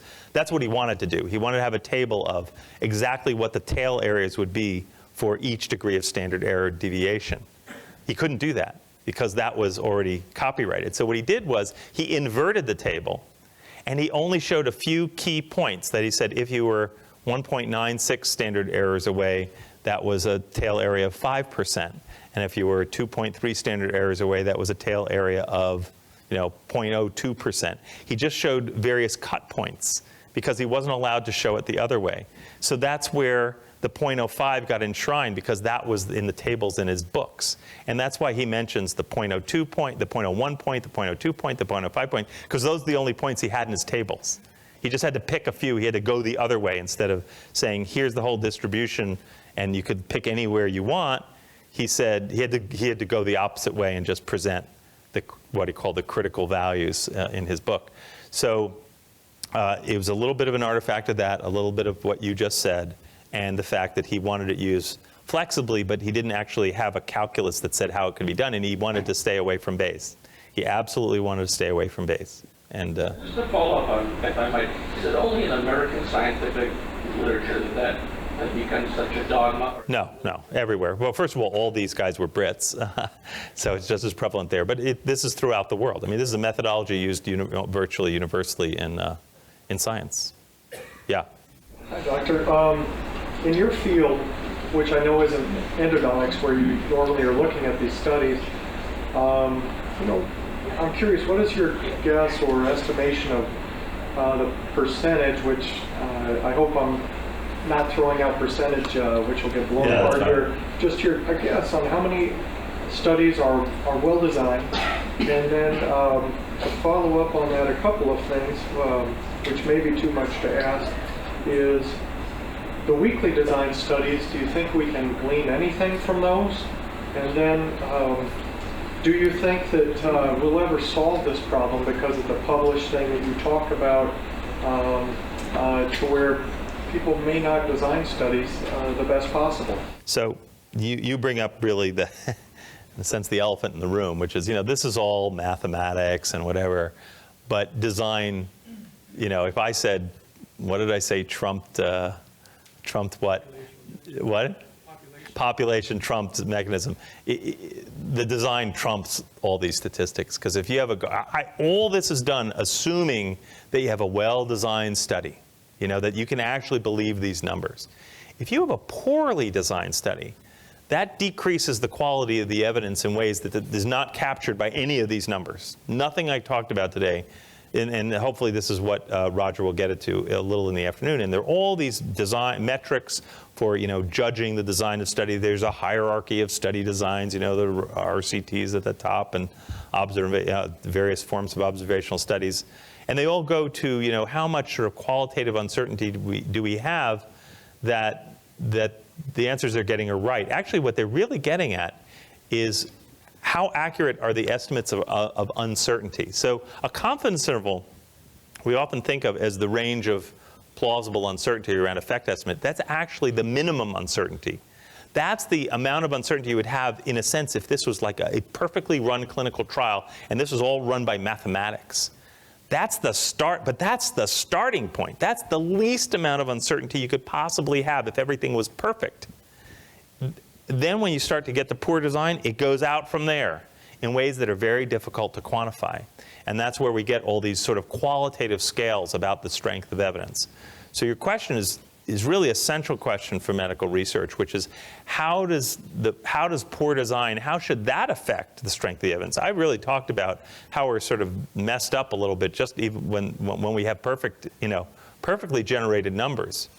When we don't have perfectly generated numbers, which is the reality even in the best clinical trials, it's very, very difficult to sort of get a total handle on how much confidence we should have in the results.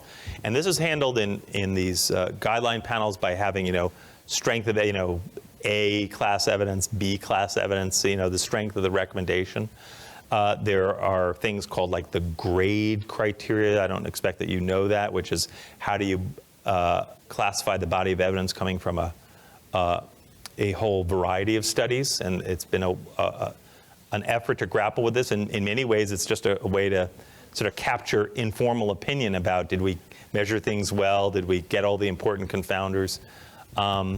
So I don't want to say it's an intractable problem, but it's a very, very difficult problem. And to look at any given study, and particularly if they're not randomized, and to figure out really what the strength of, how uncertain we really are, takes a huge amount of expertise, both in study design and in that field. You have to know, what are the quality of these measurements? Because when the experiment is not specifically designed to capture the information, and you're just capturing it from all sorts of sources that might be around, your inferences can't be better than the basic measurements that go into it, and certainly can't be better than the choice of control group. So there are all these really, really important questions that makes it hard for me to answer your question in the abstract. I will say that I think the vast majority of studies that we see in the clinical literature, if you include the total clinical literature, not just the top journals, is pretty poor.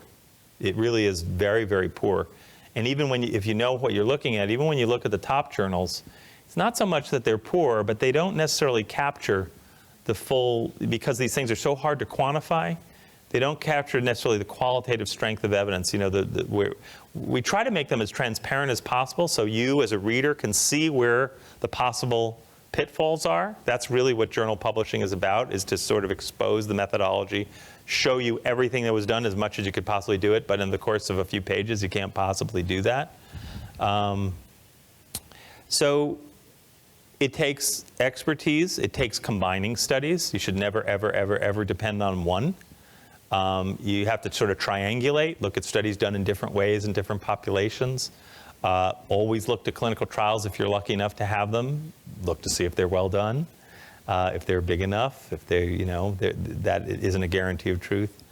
Now, this wasn't really a talk on critical review. I think Roger will get a lot more into these issues, and he'll operationalize some of the things I'm talking about very generally. Like I think he said you're going to talk about like a good case series, what constitutes a good.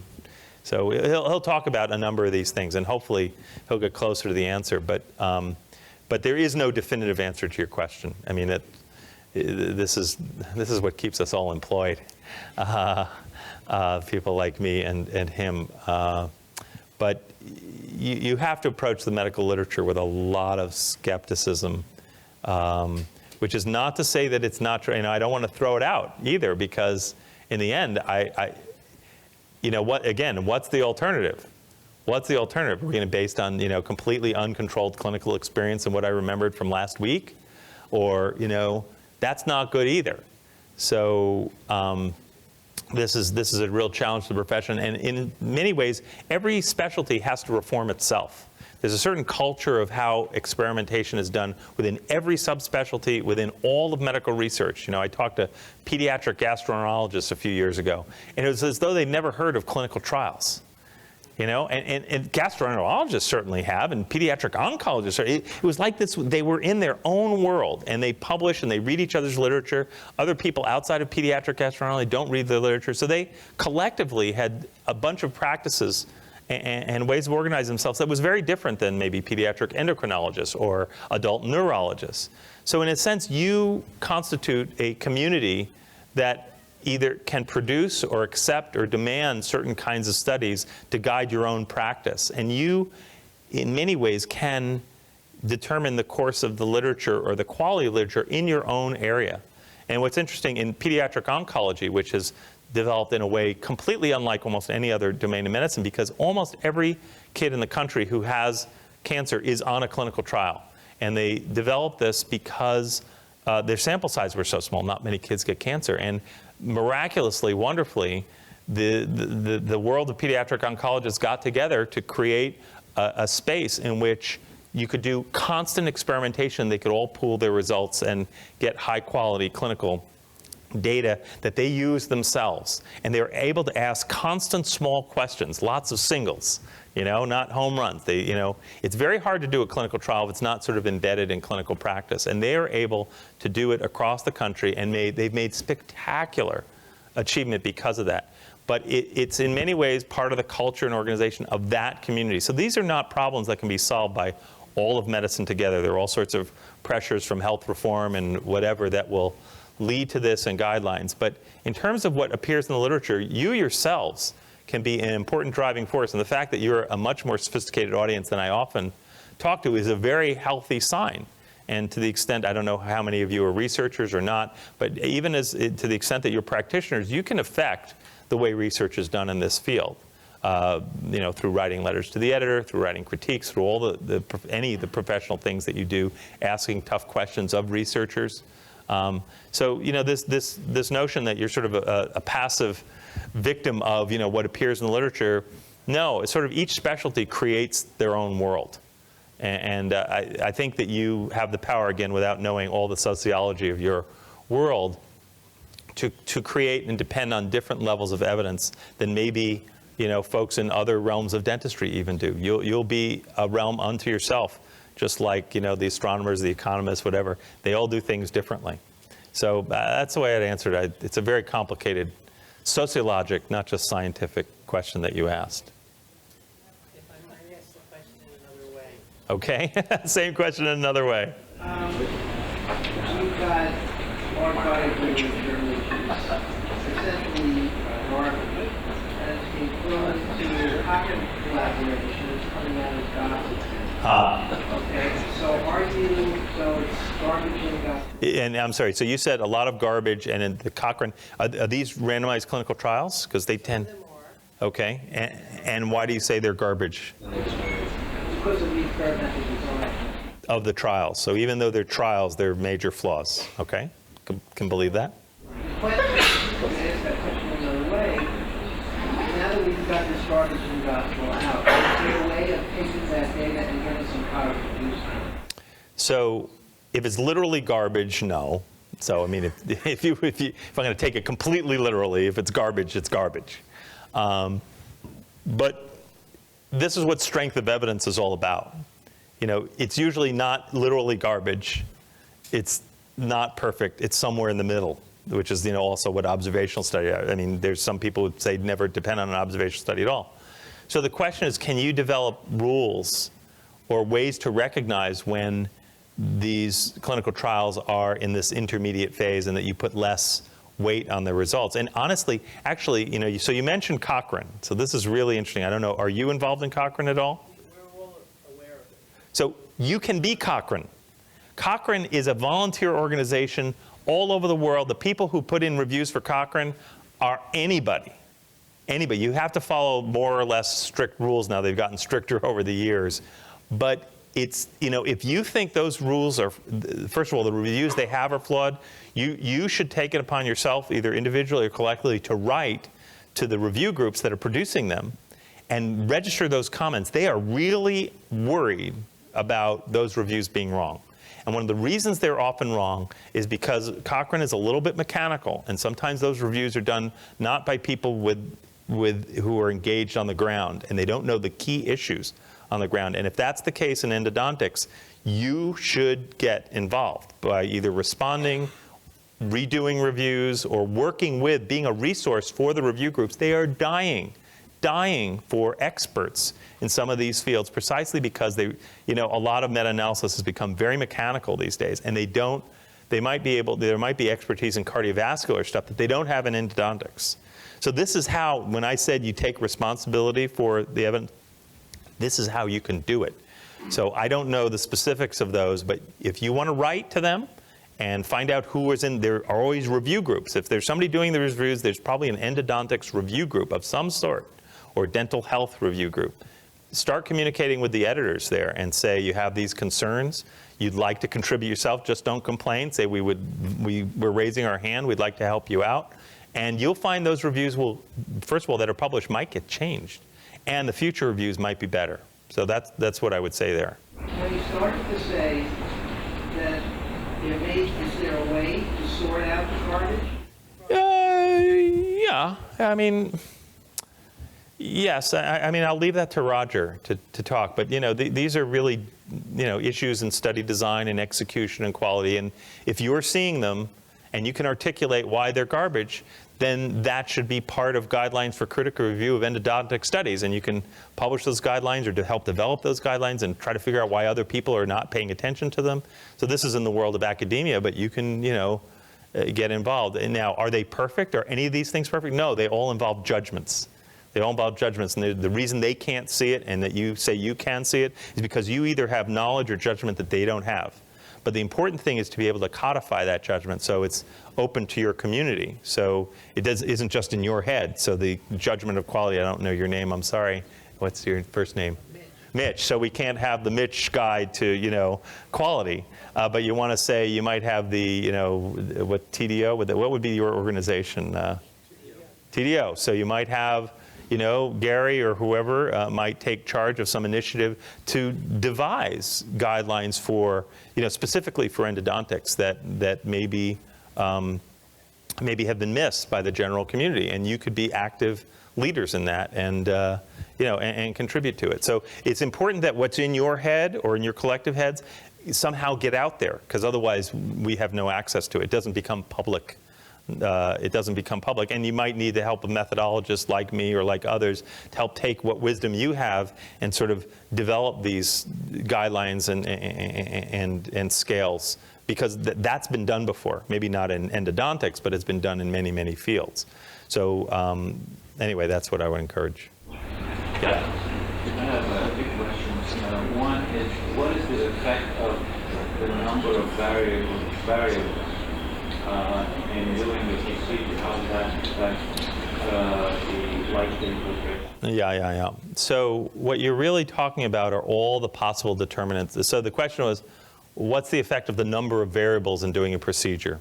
So here we're really talking about sort of the number of variables is like all the possible things that affect the probability of success, right? The this, the that. There's a limit to how much you can get in any study. Once you start getting into your 5th, 6th, 7th, 8th variable, you're talking about, if you're doing it on me, you're talking about me now. That's like getting, what's my risk? And there's a limit to how many you can include in a study and stratify by and say, everybody I did who had, again, I don't know all the variables in endodontics, had this, and this. You start to exhaust the population at like 2 or 3. So, you can use fancy statistical models, but that doesn't really solve the problem. So this is where you get the gap sometimes between what you're going to get out of the research and what you apply at the bedside, You can do the best you can, but you're never going to replace the knowledge you have in a particular case about how a certain variable might affect things. So, that's a very general answer. Basically, there is a limit to how much you can include based on your sample size. If you have thousands of patients, you might be able to include a lot of variables, but often you don't see differences that are so large that they would actually lead you to change what you would do. This is all about subgroups.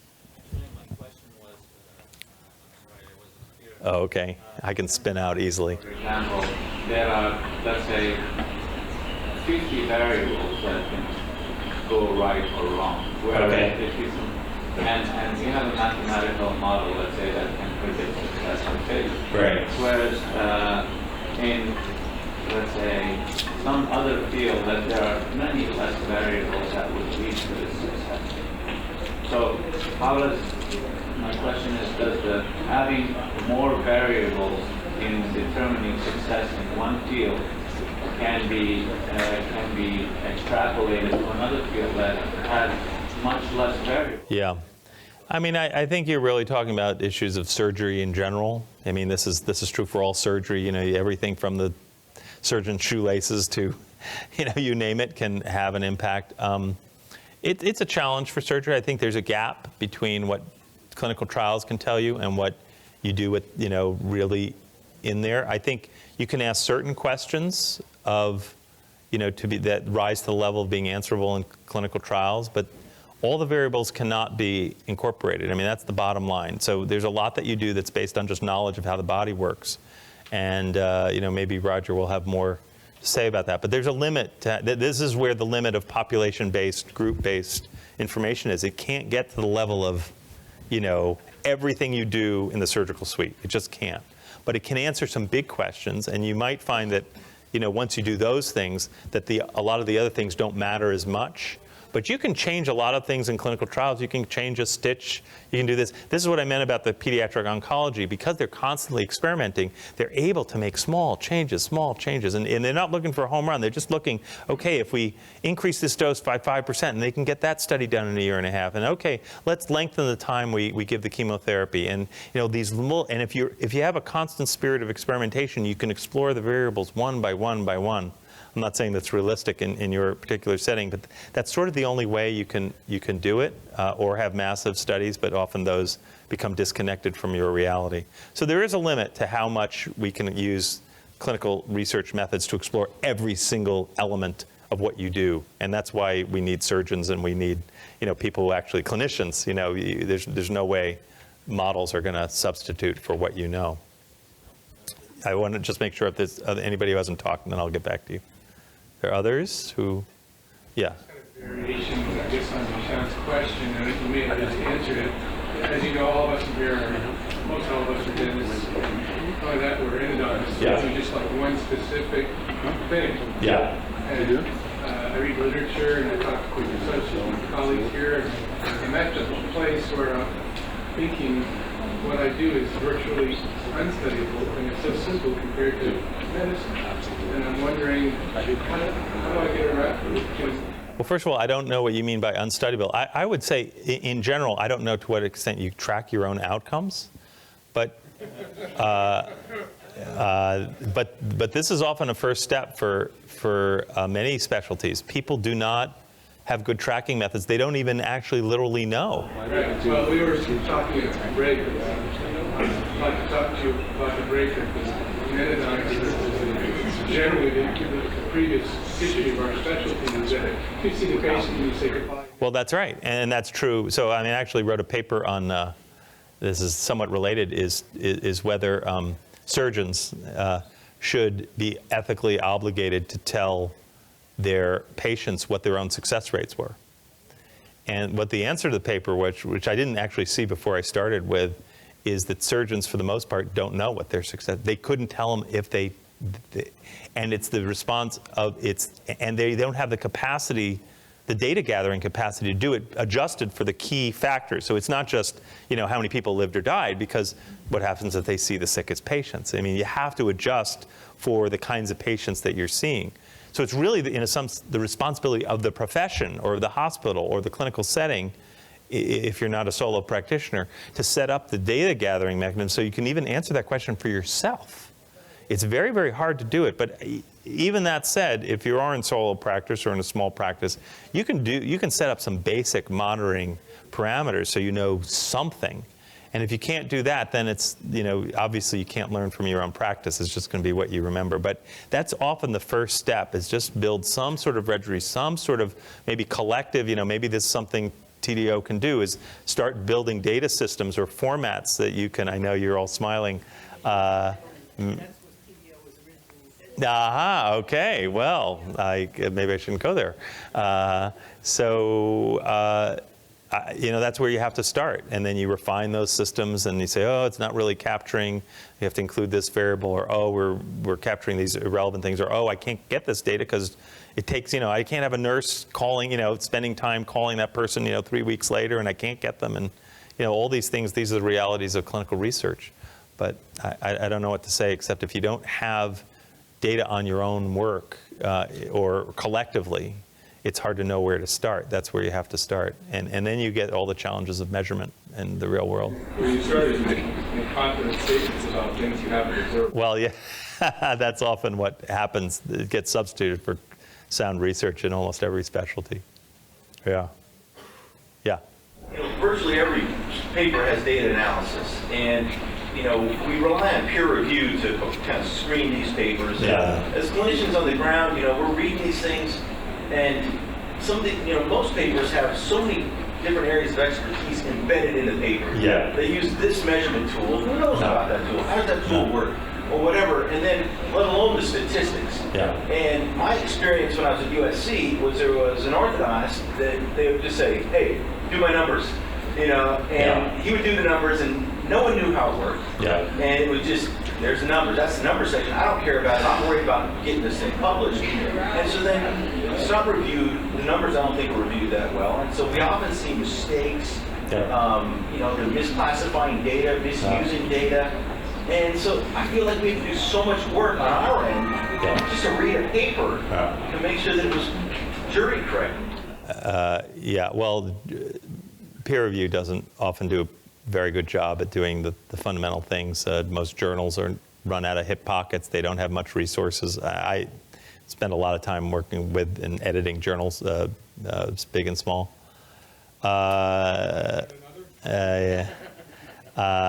It's a big problem. Fundamentally, we don't put in the most you can hope is, and this often is not even true, is that really the most important part of peer review is post-publication peer review. That you've made enough things clear so you can read the paper. This is a success of peer review, by the way. If you can read the paper and say it's junk, if you can tell enough about what they did to be able to say this doesn't, that in a sense is a success. Now, it's not a success for the profession. It wasn't a very good time, way for that researcher to spend their time. The scary part is what you don't see, is when you cannot tell from a published work, even being a smart consumer, that it's junk. Or you don't know enough, or you collectively don't know enough to be able to see through the fog. And this is a battle that we're fighting on many, many, many fronts. It's, there's active corruption of the literature. There's corruption by incompetence. This is a very complex, as I said before, sociologic problem. It goes from the training of the researchers in the first place, the training of their data managers, the training of the editors, the tolerance of the discipline for bad research.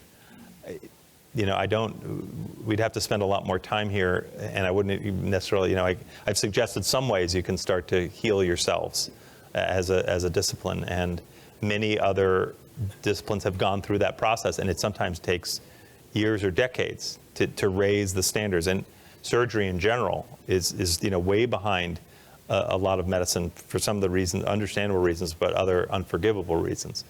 Even though there are niche areas in surgery that are better. And this is just in surgery. I think that's the most maybe similar to what you do. I don't have a complete answer for that. It's really complicated. It's not just the journal's problem. As you said, it happens from the minute a study is proposed and approved and conducted and analyzed. The journals can't solve that problem, especially journals that basically have no funding and the guy's just editing it, with no money. So this is a problem. As endodontists, we're very interested in the magnitude of our effects. In other words, how much did the bleach make a difference? Right. How much did the larger size instrumentation make a difference? How much did the extra time make a difference? Is it my understanding from what you said that in looking at p-values, no matter how well the experiments, the trials are made, those p-values can never give us the magnitude of our effects? Or could there be a certain kind of trial that would? Well, first of all, the p-values have nothing to do with the sort of kind of trial you're doing. So in theory, if you have a well-designed study, and you're comparing something to something, you should be able to estimate the magnitude of the effect, and the p-value is just part of a general machinery. You have the effect estimate, you have the confidence intervals. The p-value is used for a very specific thing, which is to tell you what's the weight of evidence that those two groups are different.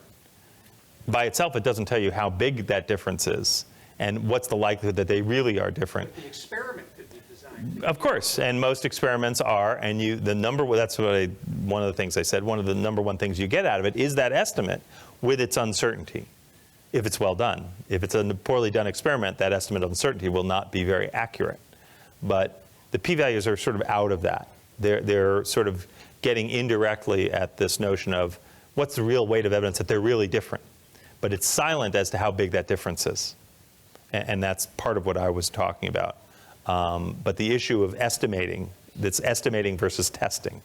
Estimating the effect. Tremendous confusion in our specialty that p-value is actually measuring the degree of the effect. Right, no, it's not. It doesn't. I mean, the degree of the effect is measured by actual numbers. How many people got better here versus how many people got better there. That's you subtract those numbers, that's the degree, or divide them, that's the degree of the effect. But then how you get uncertainty around that, that's where you really have to use. Sometimes getting the degree of the effect is not hard. It's simple arithmetic, not always. But getting the uncertainty, now that's where statistical machinery really does come in. And then how you use that, p-values, whatever, how you use that, then that's yet another domain. And that's sort of what I was talking about here, but I certainly in this just 2 hours didn't capture the entire range or richness of the issues that you encounter, and I think Roger will touch on a few more, but ultimately this takes a long time and immersion and careful thinking. Did I answer the question you were? How do you quantify how someone's individual, let's say, treatment modality? How do you quantify an individual treatment modality? Individual treatment modality, when that modality may be different from one individual to another, as far as how a treatment is done or what is used in order to achieve that endpoint. Yeah, I'm not sure I understand the question exactly. It's how do you describe a complicated treatment protocol? I do root canal treatment.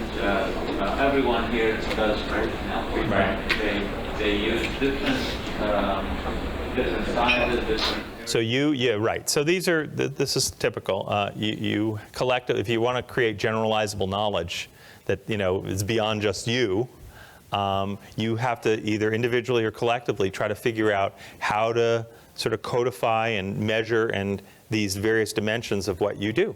And sometimes it's not simple. The issue of measurement and how you classify things is one of the most fundamental processes of clinical research. That's where it all starts. Deciding, what are the key parameters? How are we going to measure them? How are we going to change it? Because if you can't do that, you can't even get off the dime. You can't sort of say, how do you compare what you do to how you compare what he does? Because you have no idea, A, what to measure, and B, how to even describe what you do. You have to decide what are the key, it's sort of what you started, what are the key things we're going to try to capture? The stitch size, how deep the excavation is, how wide the resection is. You collectively, you see this in surgery, in cancer, for example. They have staging systems. Everybody gets together, they decide on the staging system. Is it right? Is it wrong? That's not so important. What's important is that they all use the same one. Radiologists do the same thing. They have, what's called the what? BI-RADS. So that's right, in cancer. Ways to measure tumor size and, spread. You just have to agree. It's almost not important. I don't want to say it's not important what you agree on, but you have to have some standardization of coding and measurement and classification. Otherwise, you don't have a common language. It's the wild, wild west. And that is often the case in many specialties. So yes, that initial step, which sometimes isn't really recognized as an important step, is critical. And many specialties founder because they haven't established these common understandings and measurement, and every study is completely different. Everybody codes outcomes completely differently, and they're not combinable, they're not useful, they're not mutually informative. So it could be that you're at this formative stage where you have to come together and decide what those variables are going to be, how you're going to label them, how you're going to classify them, and then you can start doing research. You can modify them as you go forward if you find that they're not useful or they're difficult to implement, but you got to start somewhere.